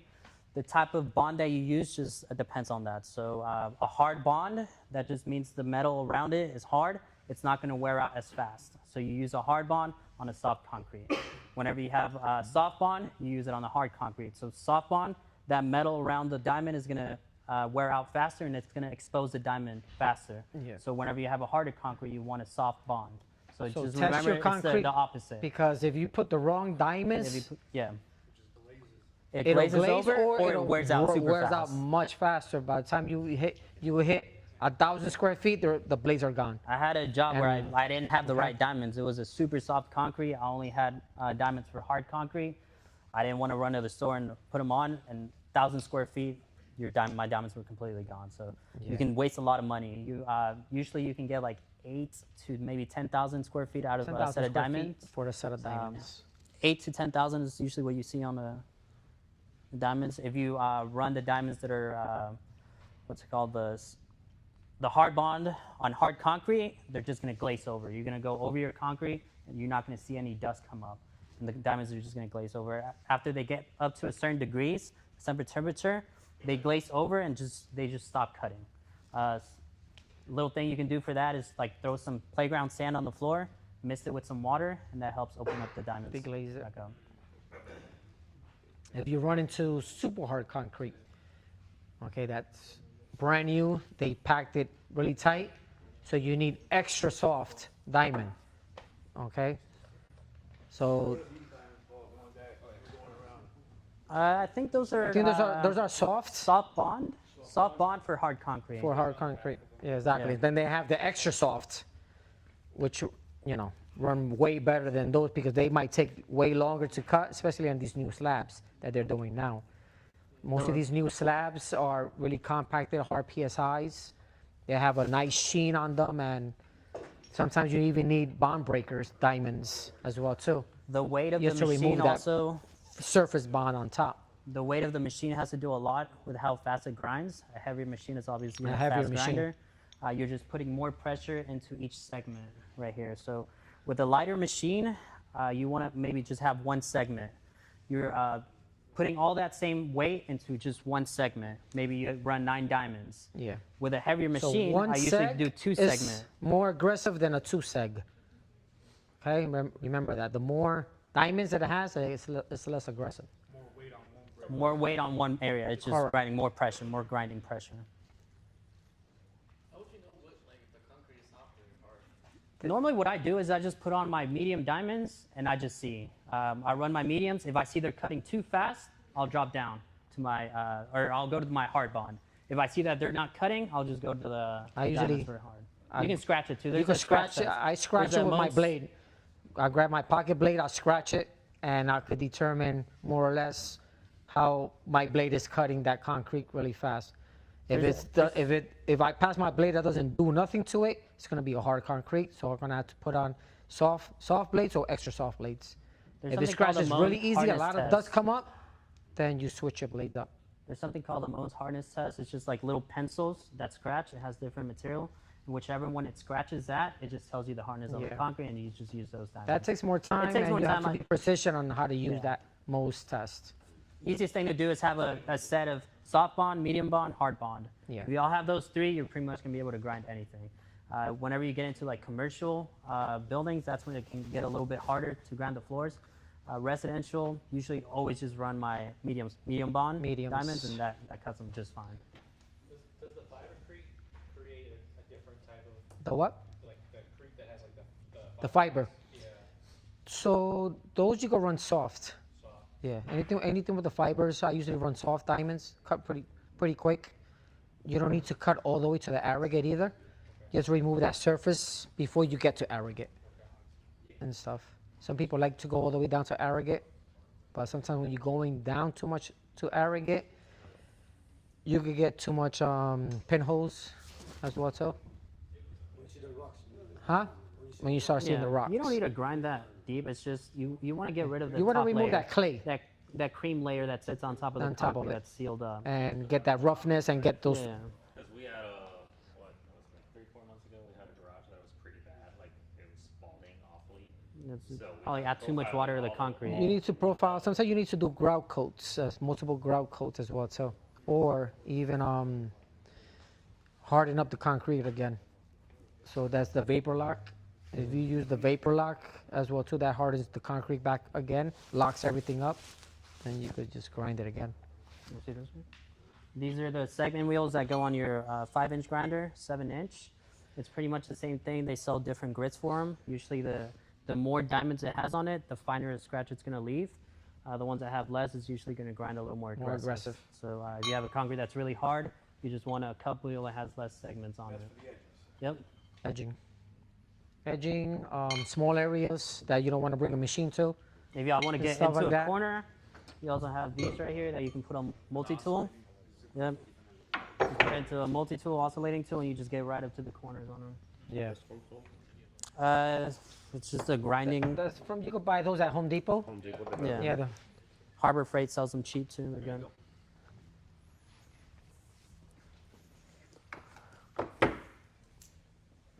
Y'all got any questions on grinding the diamonds? There's different shapes. Different machines will use different shapes. You just gotta Now, if make you sure guys got don't the own a right grinder, ones. find somebody that has one that could prep it for you guys then. Home Depot has those little Edco grinders. I've used it a couple of times but when I first starting out. They're not the greatest, but it gets the job done and stuff. If you have a small area to do, it's fine. If you get big areas and don't have a machine, reach out to somebody that does have a machine that could properly prep it for you guys, or you could contact over here. If you guys are local, you could contact over here. They'll get you hooked up with the right person in your town as well too, and what they're going to charge per square foot to grind or prep your concrete. If y'all want to jump into this business, though, I highly recommend buying your own equipment. There's a lot of money that goes to waste whenever you're hiring someone else or you're renting machines. I did a prep job for someone that was 14,000 square feet.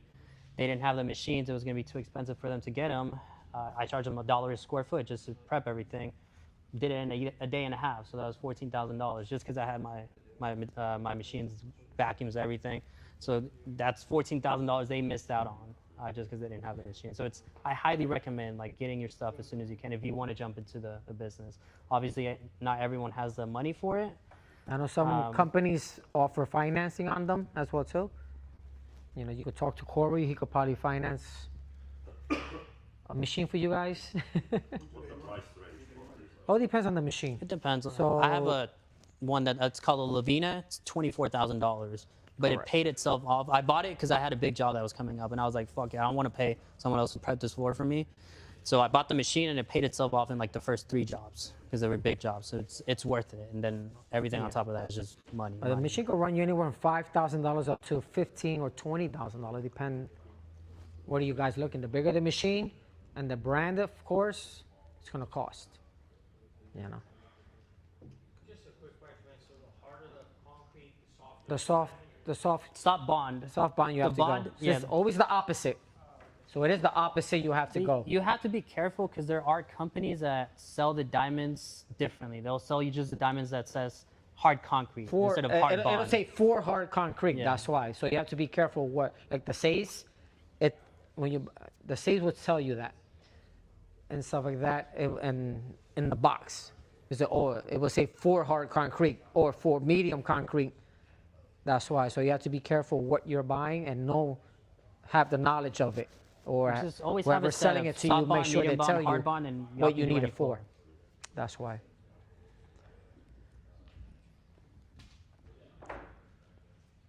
Y'all got any more questions on prep? Anything?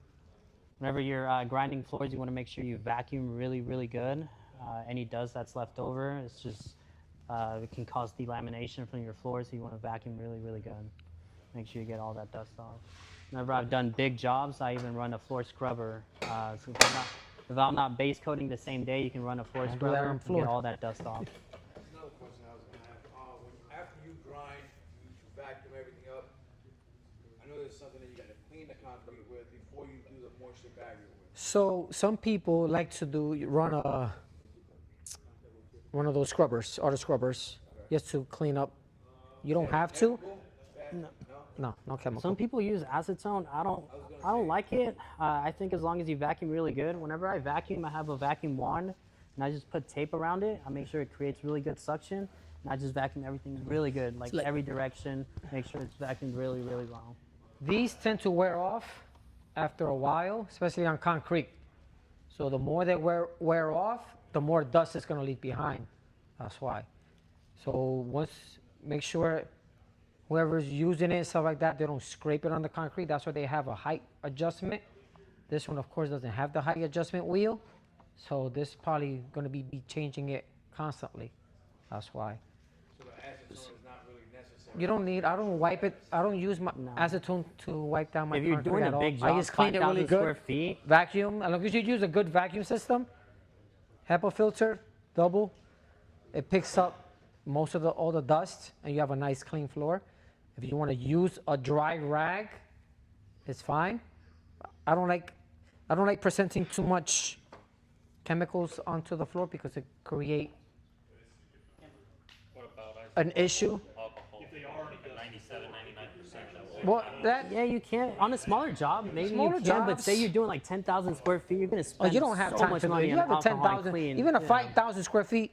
You don't have time to wash the If you're whole, doing that clean the area, whole I'd floor. recommend doing a floor scrubber. So Exactly. I If have you a have little the 10,000 square feet, tenant get a T3 scrubber, and that cleans it really well. Cleans But it you really well. also you got to think about the moisture that you're putting into the floor.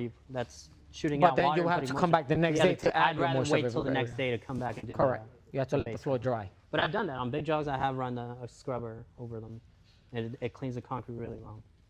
And you'd be surprised sometimes that when you run a scrubber, how dirty the floor still is.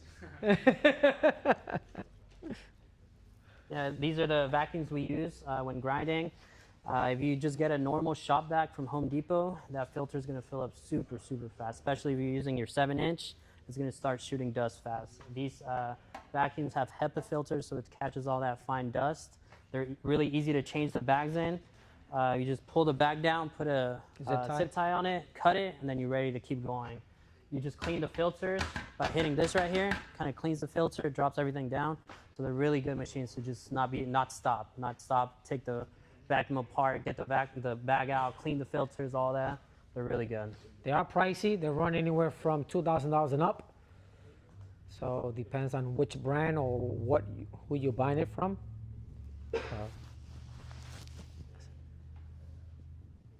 Yeah, any more questions? It is pricey getting into this, but it pays off. Like every job should pay off as well too. That's why most of these jobs you should be profitable. When I started, like 10 grand can get you started for doing garages. Correct. 10 grand, you're gonna have good equipment. 10, exactly. Anywhere from 10 to 15 grand, you could get a good grinder, vacuum, a good system, hand grinder as well too. You know, everything you need to get you started doing garages. From him, one of his old ones, I bought a brand new vacuum. That was the tax 3,100, I think it came out to.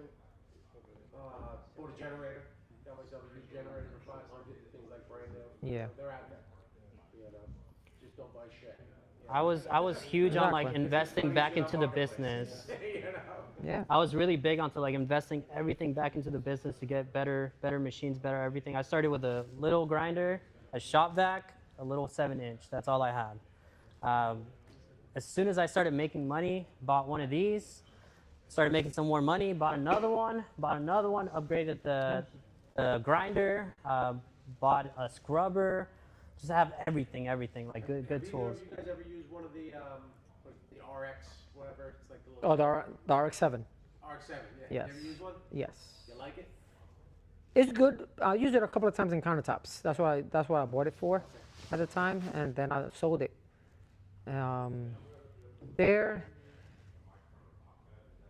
It's talking about the hand grinder, right? Yeah, the that hand has, like, all grinder, down to the RX-7, bottom. exactly. They're like to cut corners and stuff like that. It's good to cut corners because they kind of like in a triangle and stuff like that. But they go through blades pretty quick, though. That's the only thing. And the blade changing was a pain in the ass after a while. So I'd rather just stick to the 7-inch grinder and knocks it off pretty quick, everything. That's why. As far as repairing concrete, is there any product that anybody recommend? Because we've had projects where chunks of concrete are actually missing.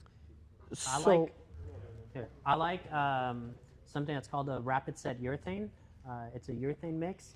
If you mix that with sand, you can grind it in like 15 minutes. Correct. So I've had areas like this big where I just fill it with that playground sand. 15 minutes, it's ready to grind. Rapid setting urethane. Yeah. Mm-hmm.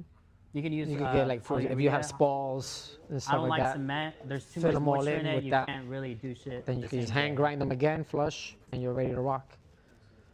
Have you used the cement advanced relief plus rapid set cement? You can use rapid set cement or cementol. Cementol is another good one, but it Yeah, still takes a couple It still hours. takes to dry. exactly. And the moisture. And it's expensive. $30 a It's bag. fucking expensive, yeah. And I Yeah. don't trust the moisture completely being out of it in a couple hours. Like, it doesn't make sense to me. So I don't use cement to patch. I only use that rapid set. If it's something like huge, then yeah, but I'll make the repair a couple days before. If you're doing Let it exactly, sit. if you're doing a lot of work of cement, then you just leave it and let it dry up to the next day. Then you come back and grind it if you're gonna use cement. You know, if it's small areas, cracks that you want to fill in and stuff like that with cement, but use something that's gonna be rapid set. Like a mix of fast the crack, rapid set. or we have another one with epoxy paste, which is called C4. It's an A and B product Y'all can that use usually that. dries within three hours. Yeah. You know, what's the dry time on that? 3 to 4 hours? 2 hours, but Yeah. for Colorado, it's pretty far. Okay. 4 to 6. A lot of people Exactly. just do the MVB. Another thing is you can do your same material that you're gonna use. But you can still put Cabasil into it. Cabasil is You just can a still, thickening agent. So when it using those makes the epoxy paste, you can like still a paste put on your moisture that you absorbing can patch barrier while with, it's still then getting you can just patch tacky. with that, and then you can just do your epoxy on top of that As while long it's as, still as long wet. as it's and been still sitting gonna at least bond. for 2 hours. I just like or doing it something all like at the start. It's cleaner at the Tacky. end whenever Yeah. you're already doing your whole entire floor.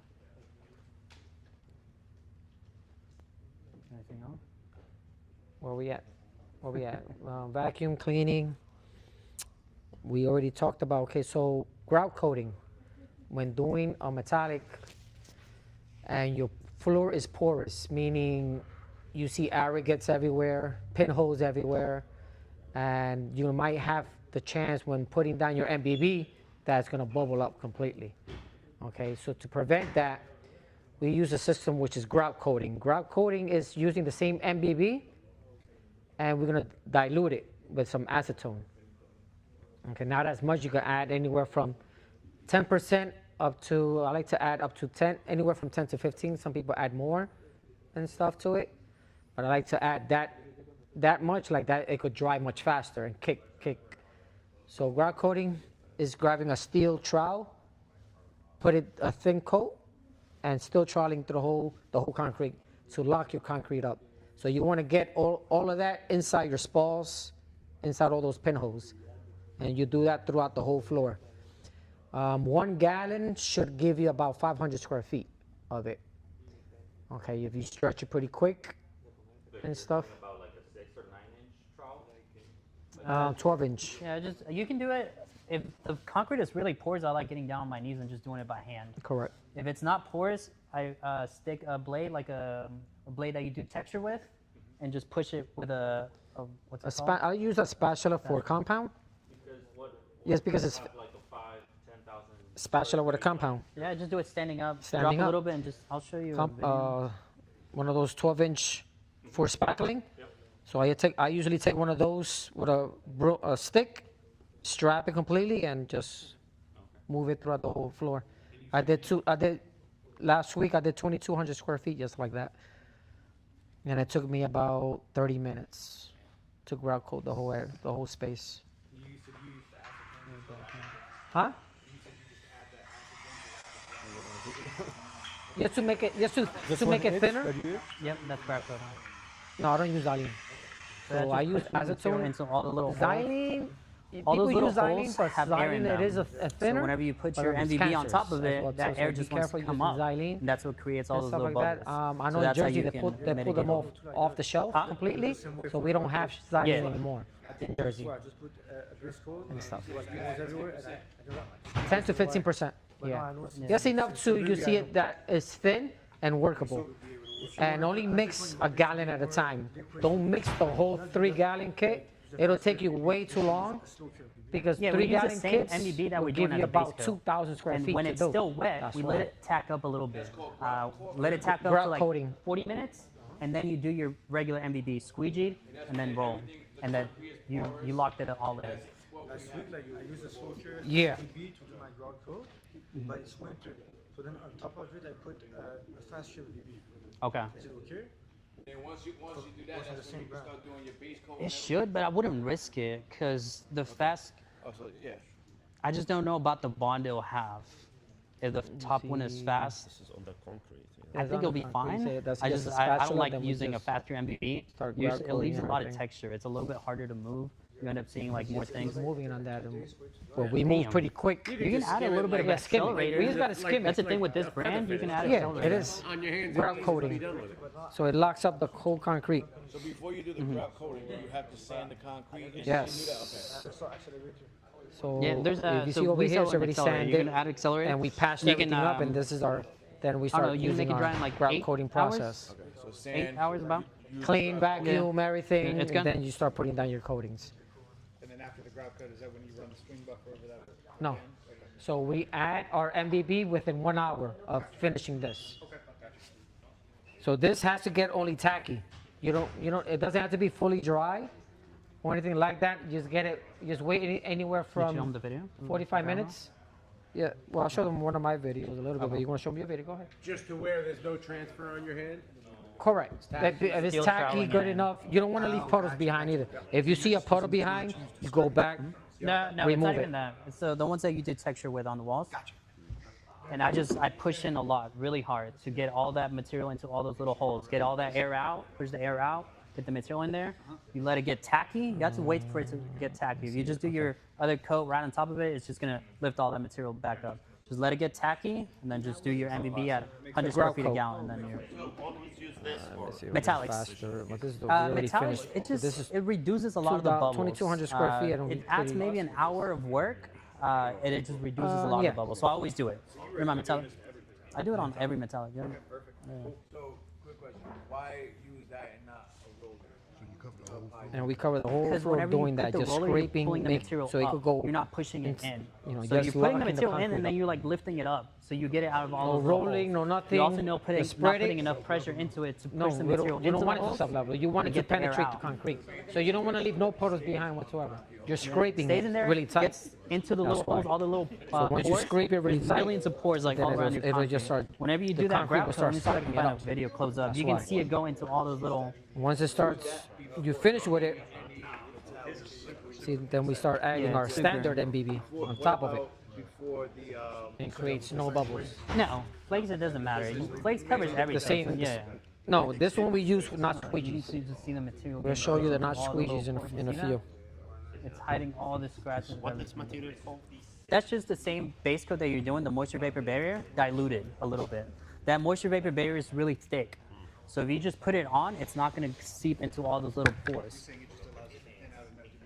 To be able to go into the pores. but it's called grout coating. The process is called grout coating, not the material. The process is called grout coating. MBB, just the MBB Still an thinned down. MBB, Moisture but vapor barrier, grout thinned down a coating- little bit. A what? You can use acetone or xylene. The acetone is going to let it kick a little bit faster. If you use xylene, it's going to you're going to wait a little bit longer for it to tack up. And then after you spread it, same process. You do the Squeegee? the roller north, south, east, west. No. same process. No. There's no You let roller. that dry. Yeah. If you add, Yeah, let if you it do dry. the roller, you're just going to lift the material back up. That's kind of what Yeah. I was thinking. So No you just- roller, you just let it spread out. You That's just- why you wait an hour. You to just have to dry. make sure you're always pushing the material your Towards way. If you start leaving lines, that line's gonna tack up, and then you're gonna make a mess everywhere. You're gonna see those lines at the end. So just always, Normal process. yep. Correct. Gotcha. Cool. That's why I say like it's like 1 gallon will give you 500-600 square feet. That's why it'll go a long If way. the concrete isn't that porous, it can give you up to like 800 to 1,000 square feet with Yeah. 1 gallon. So you don't use a lot. If it's really Exactly. porous, So you only can mix use whatever. more. That's why I say you only mix a gallon. I've seen people mix the whole 3-gallon kit and try to dump it on the floor, and I'm like, it started tacking up on us, and we didn't know what to do. That's why. So be careful. So after your grout coat,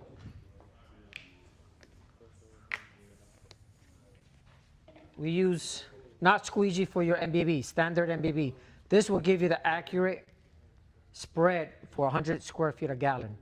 Okay, that's what you want on your MBB coat. Okay, you don't need.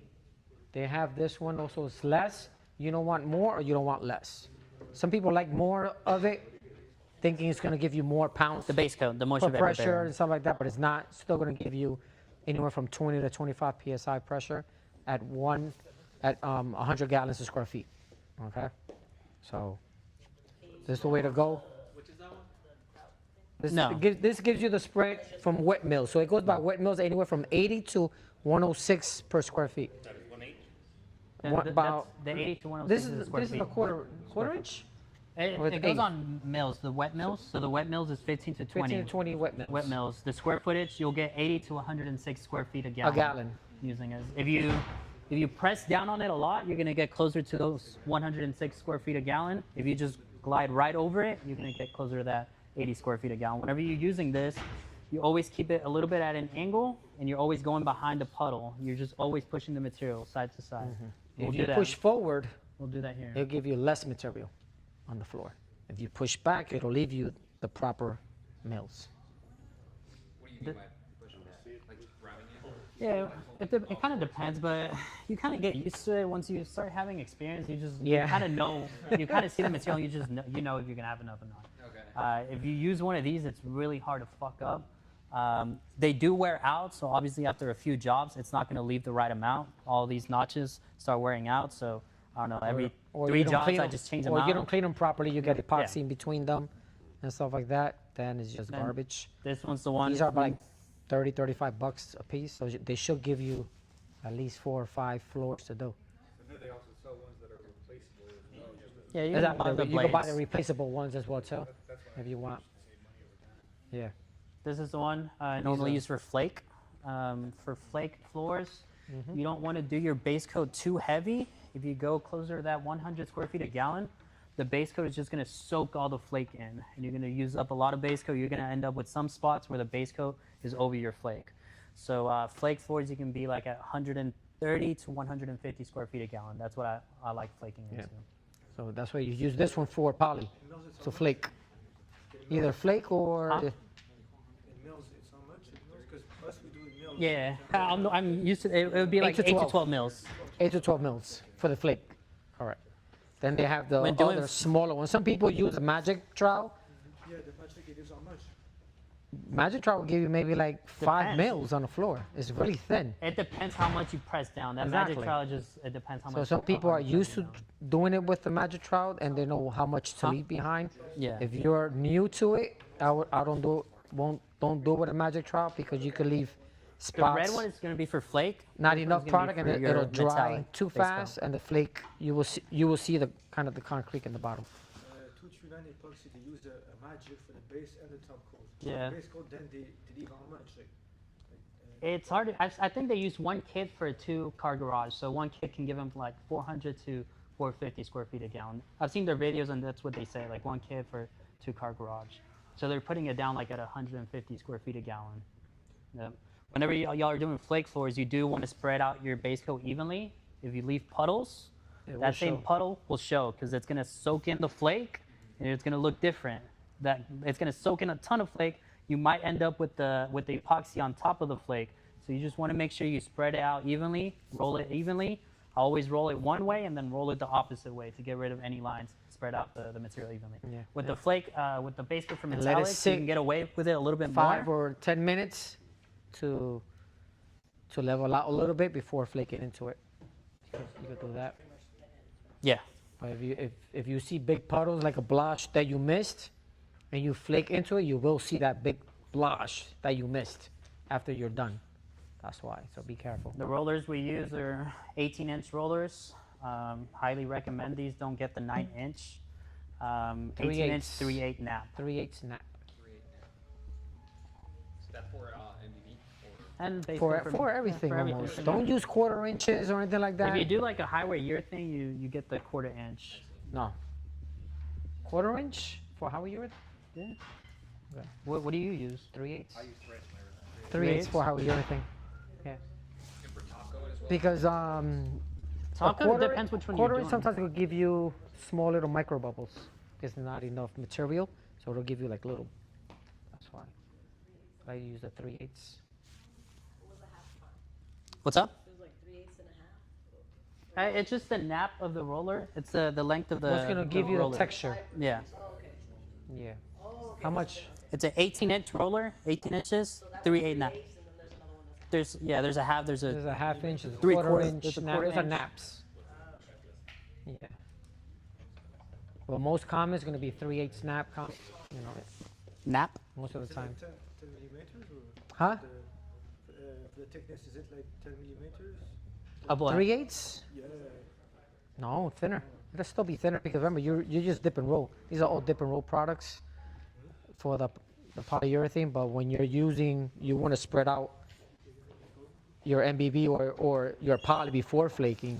You still want to use a 3/8 to make sure you have a nice mill on your floor evenly. That's why. You know, don't use a 9-inch or don't use a quarter inch. Quarter inch will suck up that material and it'll leave you a lot of lap lines throughout the whole floor. So basically your recommendation is just use 3/8. Correct. Doesn't matter. Doesn't matter. 3/8 is rule of thumb. Keep that in mind. You buy by the book. It's cheaper. Well, how do you think it's safe when you do a one-car garage? You do everything the moisture barrier. But what if it's like 2-car garage? Is there like a certain amount that you should do before like when they're bigger areas? What do you mean? Like as far as like start throwing the flakes. Like for instance, let's just say you have a room like this. You have about 15, 20-minute window by the time you finish rolling. So if you're doing a bigger speed, you're still gonna have 2 guys working with you. So if you're spreading, by the time you're done, say from where he's at, back of that table, and you're kind of already over here, he should be already back rolling back there, and you still keep spreading while he's back rolling because he's gonna catch up to you really fast. That's why. So once he finished back rolling completely, he's still gonna be back rolling and stuff like that, and you're gonna then go back there while he finished and then start spreading your flakes. But you still want to make sure that whatever he rolled, it looks good. If you see anything that's high or stuff like that, then you want to let him know, okay, you hit this spot before I flake into it. I'll tell you the process for like a flake floor. Always do. I get to the floor, chase all the cracks, do all my repairs, start grinding. I have a guy that starts doing all the edge. I have another guy that starts in the middle with the grinder, vacuum everything up, and then we do the stem wall. I always do the stem wall first. The stem wall, I know not every, it's not, yeah, y'all don't have it everywhere. In Texas, pretty much every garage has a little wall, maybe like 4 We inches charge tall. extra for stem walls. Yeah. So if you're gonna do a always stem do wall, the stem charge wall extra. first. I like doing it first because if you, Yeah. Yeah, If you do it while doing the floor, by the time you do your epoxy, that stem wall soaks it in a lot. So when you throw the flake on it, it doesn't really stick. So I always do my stem wall first. I have one guy painting with a chip brush, and then another guy flaking into it right as they're doing it. That holds the flake up really, really good. Once that's done, we pick up all the flake that fell, do our base coat. One guy squeegees, another guy rolls. The same guy usually that rolls is just throwing the flake on it. Done. Go grab lunch, come back, scrape, pick it up, run the buffer over it, and top coat. Usually a floor 2-car garage, we're done by like 2 p.m. Start like at 7:30, 2 p.m. we're all finished up. Yeah. So where the garage door comes down, I've seen like some different styles and what Yeah. people do. Some don't go outside the door because of the sun. Yep. But then I've seen others still grind like a line there. Yeah, so I always ended the floor right in the middle of where the door closes. So the garage door has a rubber under it. I run a tape line right across it in the middle of it. So whenever you close the garage door and you're on the inside, you don't see any bare concrete. And whenever you're on the outside and the garage door is closed, you don't see any of the floor.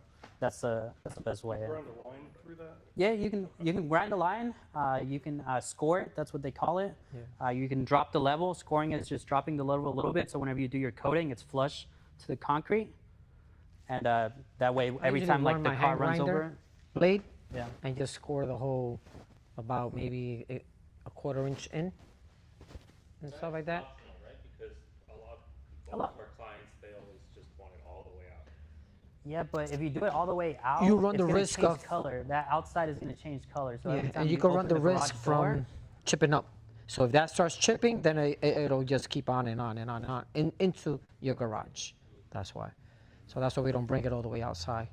Wait, if it's gonna chip, when do you know? Because You don't know. It could chip when it freezes. They could come with a shovel, try to clean it because it's outside, and they're scraping the snow off or whatever, and it breaks. middle line And then that breaks just keeps on and on from the cars going in and out, And that's or right in whatever the the middle case of may the be. garage. 4 years since I did my first garage, and I never had a call. You're safe. 4 years? That's it. You're good.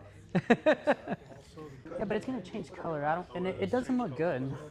Yeah. This is the way I've found that every customer Usually, likes it. Because whenever our you close garages, it, like it just new makes the most garages as sense. well, When you too, close the garage door, they you don't see have, any of the floor. a And when little you're on the inside, you don't see any height. of the concrete. So it just makes the most sense. So I've had customers I tell me just like, oh, cut can you do the completely apron inside outside? of there, and I don't And bring then it whenever you towards close the the garage apron. door, you see I the don't. driveway, I just and then stop you it just see a little there bit of flake. in the It lip, doesn't make sense. and that's It looks it. kind of ugly. And then what I So do with the that's- lip, that's I the way usually do all paint the it floors. with a concrete paint, Run a straight line. and that's it, and leave it. Or I'll leave it concrete. So I it's normally up to give the it like client what they want to do with it. maybe 40 minutes so But it I gets a tell little them I don't tacky, bring so it the doesn't flake run off the system tape. outside And then at just all. take the tape off when it's tacky, and the product won't Same run. thing when I do metallics. I stop it there, and I don't bring it outside. I saw some people like they grind at the end. I've done it with flakes sometimes, but I tell the client, okay, if you want it with flakes, that section is not covered, whatever, it's going If y'all outside. just finish it like in that middle of the rubber, I promise y'all it's the best. It just looks the best. To me, it looks kind of dumb whenever you close the garage door and you just see a little strip of flake. You see their driveway and you see that little strip of flake. I just don't like it. So I always just choose that middle. I'll show y'all. You can paint it. They sell So concrete paint for outdoor. every concrete, I just finish it up. You can paint it the same color as whatever is the outside. They sell dry lock in gray, black, fix it. whatever the case may be, and paint it really nice. The rapid set urethane and the sand, that's what I use the most. And then you paint it with concrete paint if ever they want to do something. Yeah, but I mean, that's extra. If they're trying to fix concrete that's outside of what you're doing, then that's a completely extra charge. Yeah. Another question. What is the difference, the pros and cons of a 1-day system versus a 3-day system, mostly poly? It all depends what system you're using and what the expectation will be. If you're using MBB first, then it's going to be, of course, a 2-day system because you're using an MBB first, let that dry, then you're going to come back the next day and do a poly, flake, poly. Then, Epoxy, flake, poly. correct. That's a 2-day system. Should be a 2-day. More like a 3. You're using epoxy? Epoxy, flake, and then poly. So basically, Why 3 days? Day just to prep.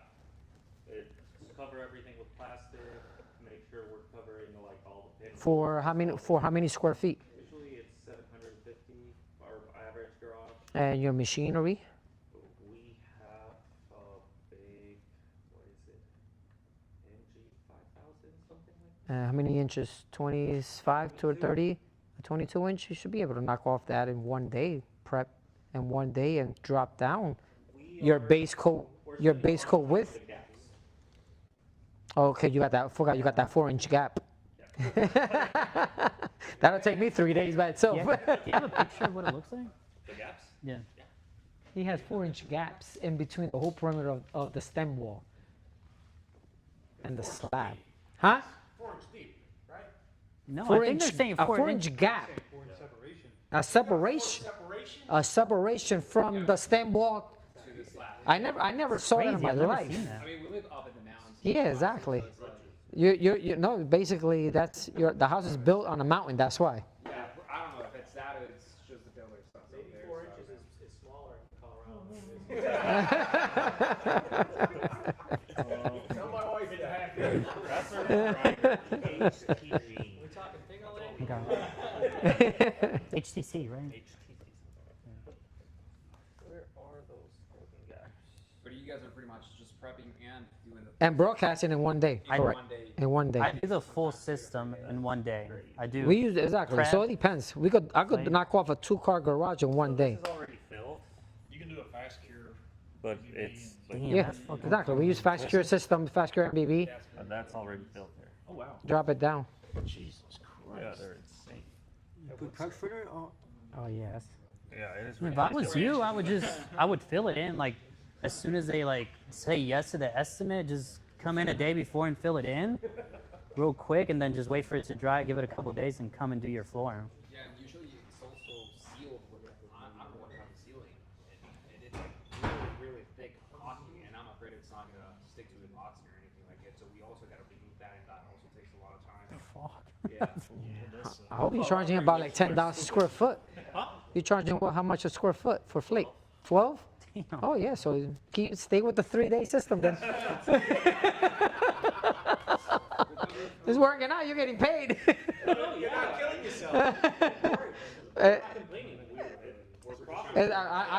I understand what you're trying to get at. You want to knock it down and get the fuck and get out of there, but there is.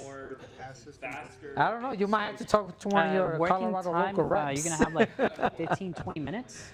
Yeah, no, if you use their fast care, like 20-minute working time. So you just. The point of what I mean, the point you is not with that. Know that if you're doing a if they 700 want a square foot metallic garage, on a garage can't and you have squeegee that, everything, back roll everything, and like, then it's flake. hard.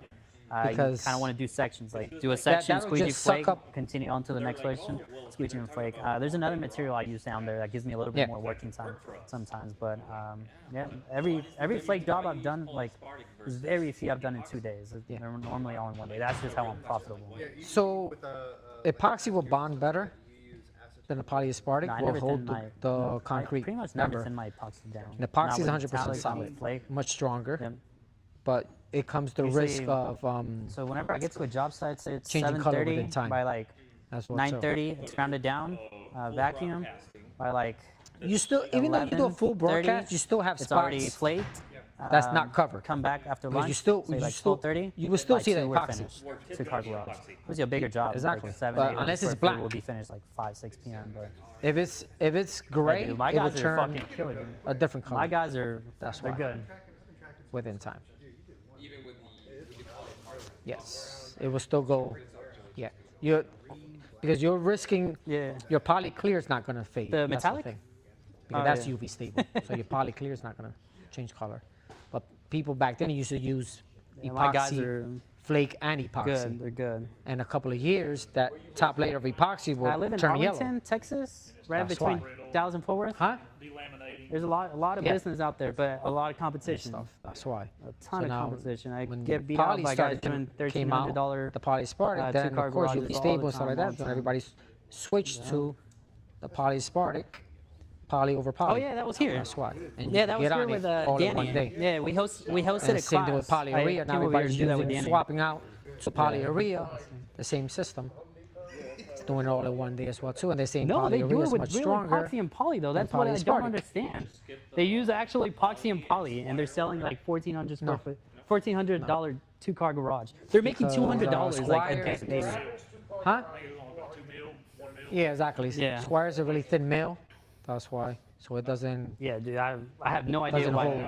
hold. You still need a certain mill in between that. Material If alone you should add be even like even when $700 to you're adding $900. urethane You're getting really good into pricing. your It'd be like flake, $700. you want to roll on. It's still too rough. It's, Yeah. certain, Usually it goes like down 900 a is smaller your mill. price for two-car That's garage. why. It'll be So- too rough. They're paying a worker, grinders, everything.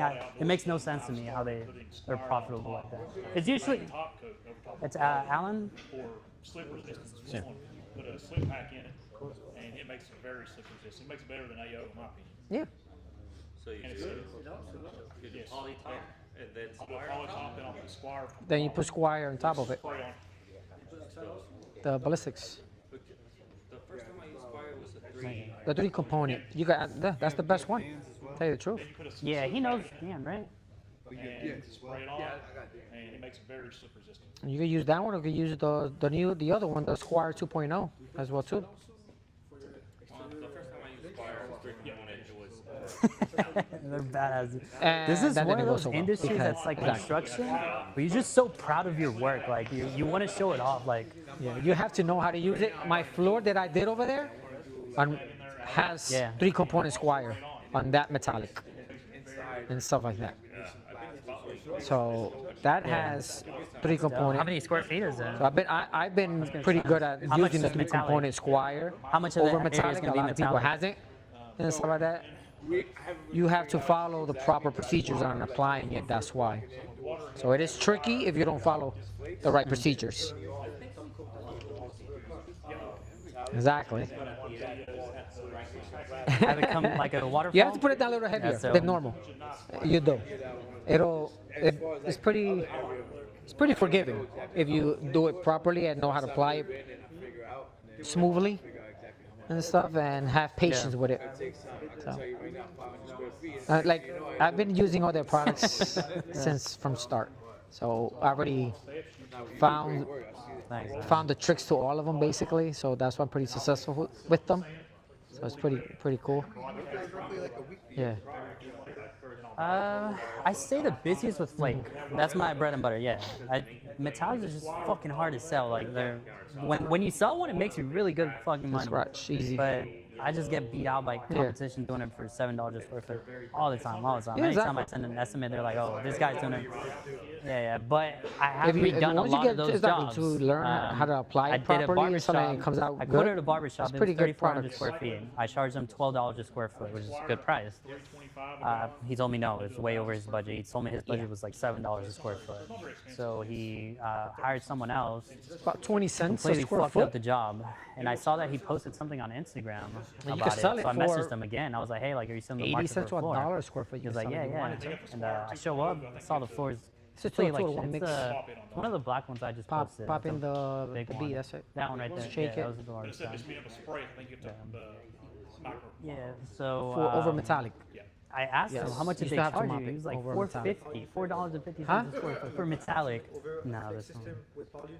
No, you could just spray it. Yeah, anything over flake, you could just spray and walk away. My For style, flakes, man, I use it's the just stove everyone coat. has a different That's style. That's what I use. Because the stove I coat just, mimics usually I ask what's on the customers floor to give now. me percentages of It how doesn't- much of each it color doesn't they give want. it a So higher sheen I'll or show a them like the lesser colors, sheen. and I ask So if them the glo- if how the much gloss is the how much way it is, percentage of the the floor do you stuff want each coat color to be. it's gonna I look the try to same guide way. them in a good direction. That's why. I personally don't like floors Squire that gives there's you ton a of little colors higher everywhere. I sheen. don't like those. Then the Something that has 85% worked out a lot for me is the and percentage the 60, 30, 10. either the So Squire have like a 2.0 main or the color, Black Label will 60%, give you a gloss finish. another color, So it'll 30%, shine and then more. like little accents, That's what's 10%. up. I think those floors look amazing. That's the difference. Sorry to tell this to a customer. When I come a customer, I tell them the price. I said, no, someone did it for $5. Yeah, because you're. Yeah. Yeah. They want the cheapest price. They don't want the People, exactly. People's gonna We'll show you fight how for the to- cheapest price. It and that's doesn't what make you sense have when to you do. hear it, but It all depends once on you what see it you're done, catering to. And then it's just up to you with like how you move the if you material. So a wanna- lot if of the you- if you're design, that most guy of that them wanna I go do, cheap, then it's a you have 9-inch to go roller. over those jobs. So that 3,400 If you square don't- feet if you don't want was all those with a jobs, 9-inch then roller. you tell them. I just If like they- that if because they it give you a gives me better a lot price, of then go control with it. over what I do with the material. Basically, like, a lot of people use those what T kind of bars, system like they're the really doing, big what they're ones. giving you that But I'm not You don't giving have a you. lot of like You understand? control That's over what- that. Like you can do That's big the way you spaces have really to quick, go about it. but you don't You say, okay, we create use so much of a quality design. With that products. 9-inch roller, We stand whenever I behind go our into my products, and accents, like we're say I doing have this the- and this and this I don't and know, that. like a black, Like a that. gray, and then my accents are So you yellow. have to find out I can go into if that that yellow other and cut companies into it. is doing those Whenever I kind go of steps into as my well too. accent colors, say So I'm are like they rolling gonna everything grind? like Are they this, gonna I'll move give the you a roller moisture like this barrier and cut into it and stuff like that? And it kind of looks You like know, or it opens up they the might give you an material and etch it wash pushes one color into the other. It just compared looks to a fucking grinding. That's why they're cheaper. They're just gonna power wash your garage and throw a Sherwin-Williams system basically. Yeah, on I've top never of it, done and the that's Venetian it. plaster, but Yeah, I know. yeah. It might give you maybe like a partial flake system. Yeah, I as don't well like too. spray. I don't think Not it a looks full natural. broadcast. Spray That's why. paint. So No, he's talking about just spray paint. Painting. I personally don't like that. The few times I've done it where people want like veins like that, everyone always wants gold veins. Whenever you spray paint them, they just don't look natural. What I've done is I put the spray paint into a ketchup bottle, spray the spray paint. It's still wet whenever you spray into the ketchup bottle, and then I just drop little lines, and that's how I do like. exactly. And it happens a lot of times. Let me see if I have. You have to assess it basically, see what works. Yeah. It looks way more natural when you do it like that. Basements, oh, killers. Water issues. Water issues, exactly. So look, that was like a gold. I did like that. It looks fucking sick. That's out of a ketchup bottle. This is by a brush. Yeah, that's nice. Same thing, you leave it in the ketchup bottle, you use a squeegee, just... No, so that I'll do the whole floor, come back with the ketchup bottle, and then just come in with a little chip brush. Yeah, a student Do, did this little floor. Cutouts in So it. what would those? That's how you get those. Sand it down? It looks really good, like in videos and in person. In pictures, when you like from far away, it doesn't look good. That's because when he it just poured, looks like a brown line. when You he can't really poured see the his gold. epoxy, But when he you see it poured in person, it too looks much on sick this when you side, do it like that. nothing over here. Kind of. I practice a lot on So- boards. That's what I recommend. Like, get some 4x8 boards. And just practice dropping like different. Yeah, he didn't keep bringing it over here. So see how much anywhere, is like really MDF. thin MDF over is here, so usually there's not pretty enough soft. You don't epoxy have over to, here and like, stuff like yeah. that. MDF, You put know, a they layer. get to learn and stuff like that. If you do a base coat, you don't have to. You can just do water-based epoxy. You still on need top to of it. introduce. And just dry fast, and you do another design. You still on need top to of it, do another. introduce You just whatever mess you're around with the designing colors, the to all these percentages, and you spots see, that don't have like, what they epoxy. look like. Understand? Because epoxy goes I have a big shop. surface where I host the tension. classes over there. In, So if you don't break the surface tension from the floor, so I have epoxy like won't big go to sections it. of floors, and every That's now and then why. I'll just go and like try out design. If I don't have work, come out and like do a design. So like, if he play around with didn't colors put and stuff, nothing play around over with here different, and he tried to move it and pigments he and forgot to everything. touch this spot with the roller and bring epoxy a little bit over here, that's flake not going to have floors, enough epoxy then. That's I why. normally do like 3 or 4 a week.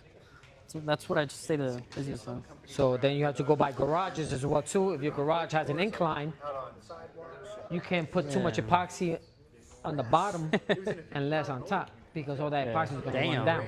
So you have to put more on Yeah. top and less by the door because most garages I do a have lot an of back incline. patios. But That's why. So you I need to don't know like how they look much in epoxy driveways you're that gonna much. pour I don't from know. from the back to the front. It's not as common. I do know And how there's you some gonna people in design it. Florida that do a lot of those driveways. It's going to affect the Yeah. whole thing. Yep. If you I've miss a done around spot, pools, but I had a if you fuck miss a ton of spot grip. and you I'll think, show oh, what yeah, it it's going to looks like self-level. of the grip to it. Yeah. No, it's not. That spot's going to stay there because you didn't break that tension from the floor. That's why. So you need to hit it. You still need to touch it to break that When I tension did that it around has. the pool, I did the It's moisture the vapor surface barrier, tension. tinted That's poly, flake. They are tricky. And the poly That's with what I'm a saying. ton of that grip. Metallics could break you or make you. Okay? So. Yeah, but you So do it that depends how tinted much you want to poly. get into it. You know, I learned in countertops first and stuff, and that's. I was doing Yeah, I did flake on countertops for that. at least 2 years constantly. I was so busy with countertops, like I wasn't You don't focusing really, on no, floors. you don't need to. Flex But I did a systems are couple more of when you're floors doing it here and over there, wood. but If you're doing like a, mostly a all house my that has a clients were wood countertops foundation, and piers and countertops beams, and- that's when it'd be and smarter stuff to like use that. a flex system. But outside, the concrete's never Yeah. gonna. So then I stretch brought that. much. It When doesn't I make started sense. introducing it to floors, then I Yeah. started getting more into floors and floors and floors, and now I just do floors. Yeah. And it's more Looks money. pretty good, like around and stuff like that as well too. Yep. Yep. Yeah. That's the way it is. I added a ton of grit to the. But once you start getting the hang of epoxy and what it does, everything else just They call it just shark comes grit. up. There's a product. You know, huh? Yeah, but that stuff, I think they have it like tweaked to where it comes up. It doesn't ever like go into the poly, so it doesn't No. soak in. It Uh, always like, if stays it's- right on remember, top. your not epoxy like comes the- clear. You have to add the color No, to I it. mix it into the And yeah, stuff like mix that. it in. But I'm always mixing Clear, the poly. correct. So if I mix a bucket, Yeah. I'll put a lot So of these it. come clear. I'll mix it, And dump then you some add out, the not color, whatever everything. colors Stretch that they out, pick. then mix it again. Exactly. But Rolls in the bucket, you it just does go to can't the mix bottom. You different end up brands with another like, brand. Different epoxies. like, Because then different grits they everywhere. could create a different reaction to them and get That one I separation charge or create $9.50, like, you 9.50 never a know. square foot around That's the pool. why. So name brands and different viscosity epoxy changes Yeah. with one All- another. all you do is just tint the viscosity. poly. No, viscosity meaning Yeah. the thickness of the epoxy itself. So some are heavier, some are thinner. Yeah, that's what they why. call it. Let me see. Low viscosity for designing. Low viscosity like this metallics. I know it's not the We have the same as metallics, aluminum oxide. and we have the single shot reloaded. I use between both of them depending. These are on like design. Yeah, they're like So- heavy ass rocks. It doesn't look like aluminum oxide. Yeah. So if they want more, the more colors they want, I'll go with the metallics because it's much thinner. That's why it's a lower viscosity epoxy. Oh, and no, it'll it's give you a called better Rhino 2. design marble technique. If they want a single Rhino color up 2. to a 2 color, then I'll go with the single shot reloaded. That's why. I haven't used But you can't mix both of them Rhino together 2, then I do the 30 grit, I think. because it'll give you a different reaction that's actually one on thing that dry we're time pushing as well too. right now is, That's why. So if you mix both of them together and one dries faster than the other, it could react and doesn't cure properly. filling and concrete lifting, raising and leveling. So they're doing that. Now what? Yeah, we're going to probably take a lunch and stuff like that before we get into flakes. Yeah, I might make sure to always use They're here, the the lowest lunch and stuff grit. like that? Yeah, that's what I'm saying. I did do a floor one time. And stuff like I did that. a floor one time where the customer wanted a solid color. Outside, I Thicker. don't know, like I don't recommend it. A thick. It's gonna so be slippery. This is like, still I a added low lot of viscosity grit. epoxy. It's They're gonna be both slippery, still but I told me you low need to add, like, viscosities. quartz flake, at least something to give it. But some this more is grit. a little more And, thicker a lady and has that's different looking at it. adjectives. Someone that worked This. there, yeah. See, so you see all the adjectives that it has over here, and they have adjectives over here as well too. So it's still two component, you know, antibacterial and solventless, antibacterial and durable. You know, durable, clear, stuff like that. This one has, which is What's up? a defoamer. Defoamer meaning it's gonna give you less bubbles. For what? So it'll Grit? pop the bubbles once it starts curing. This one has. Oh, Correct. So this one has the defoamer, but but this one also has a UV inhibitor. They do have in it, the which 8 is and the 16th inch. The lower no, the UV the size, the no, more material you're UV going to use. inhibitor meaning So you're it's going to use more of the amber. top, more of the flake, If more of you the top add white coat. to it, it's gonna take I personally way think longer the to quarter inch looks the discolor nicest. compared to this So one. I always just show the customers That's why. the So if you quarter do a inch. white floor, if they ask about a it, white the other metallic ones, floor, then I'll if tell you them, use like, this yeah, I can product, also do that. it's gonna I just don't amber like messing with it. much faster than using this one. Yeah. That's always a little more money than this one. So that's the difference. This is the one we want to use for like multiple. Yeah, but I always show up with the little. It's a I always show up with my little book. more I show them the 5 epoxy colors first. I tell and them stuff these like that, colors are and it moves discounted. nicely. You know, one of these is going to be That's why. extra. So And, this one has pretty much everything that you need it for to do a great metallic floor. So this is what we're going to be doing the metallics with. This is the with 1/8 this inch, epoxy. right? No, this is Cool. basically still. Yeah, but a lot of times if you go down to the lower, like polyaspartam 1/16 inch, you want a double broadcast. These are all still Yeah. metallic, single colors. If you're gonna do a single solid, like a With solid the color 8 like this, 8 inch? you could use 1/16? that. Did it look good with one broadcast? Yeah, that's good. Yeah. Metallics. For me, metallics is all my jobs are all Okay. metallics I haven't heard of them. mainly. Metallics and flakes. Okay. This has They a only have UV 1/16 inhibitor or 1 inch? and a They don't sell defoamer. the This one quarter only has the inch? defoamer, not UV inhibitor. It pops the micro bubbles once you spread it. Okay. So it won't give you any micro bubbles on the epoxy at all. That's why. So it lays out nice and flat. And you start seeing once you start finish moving it, you start seeing all the like fizzing on top of it. So that's all the defoamer working. Yeah. Me to take that from you? For sure. Will you ever use heat? No. I don't torch none of my.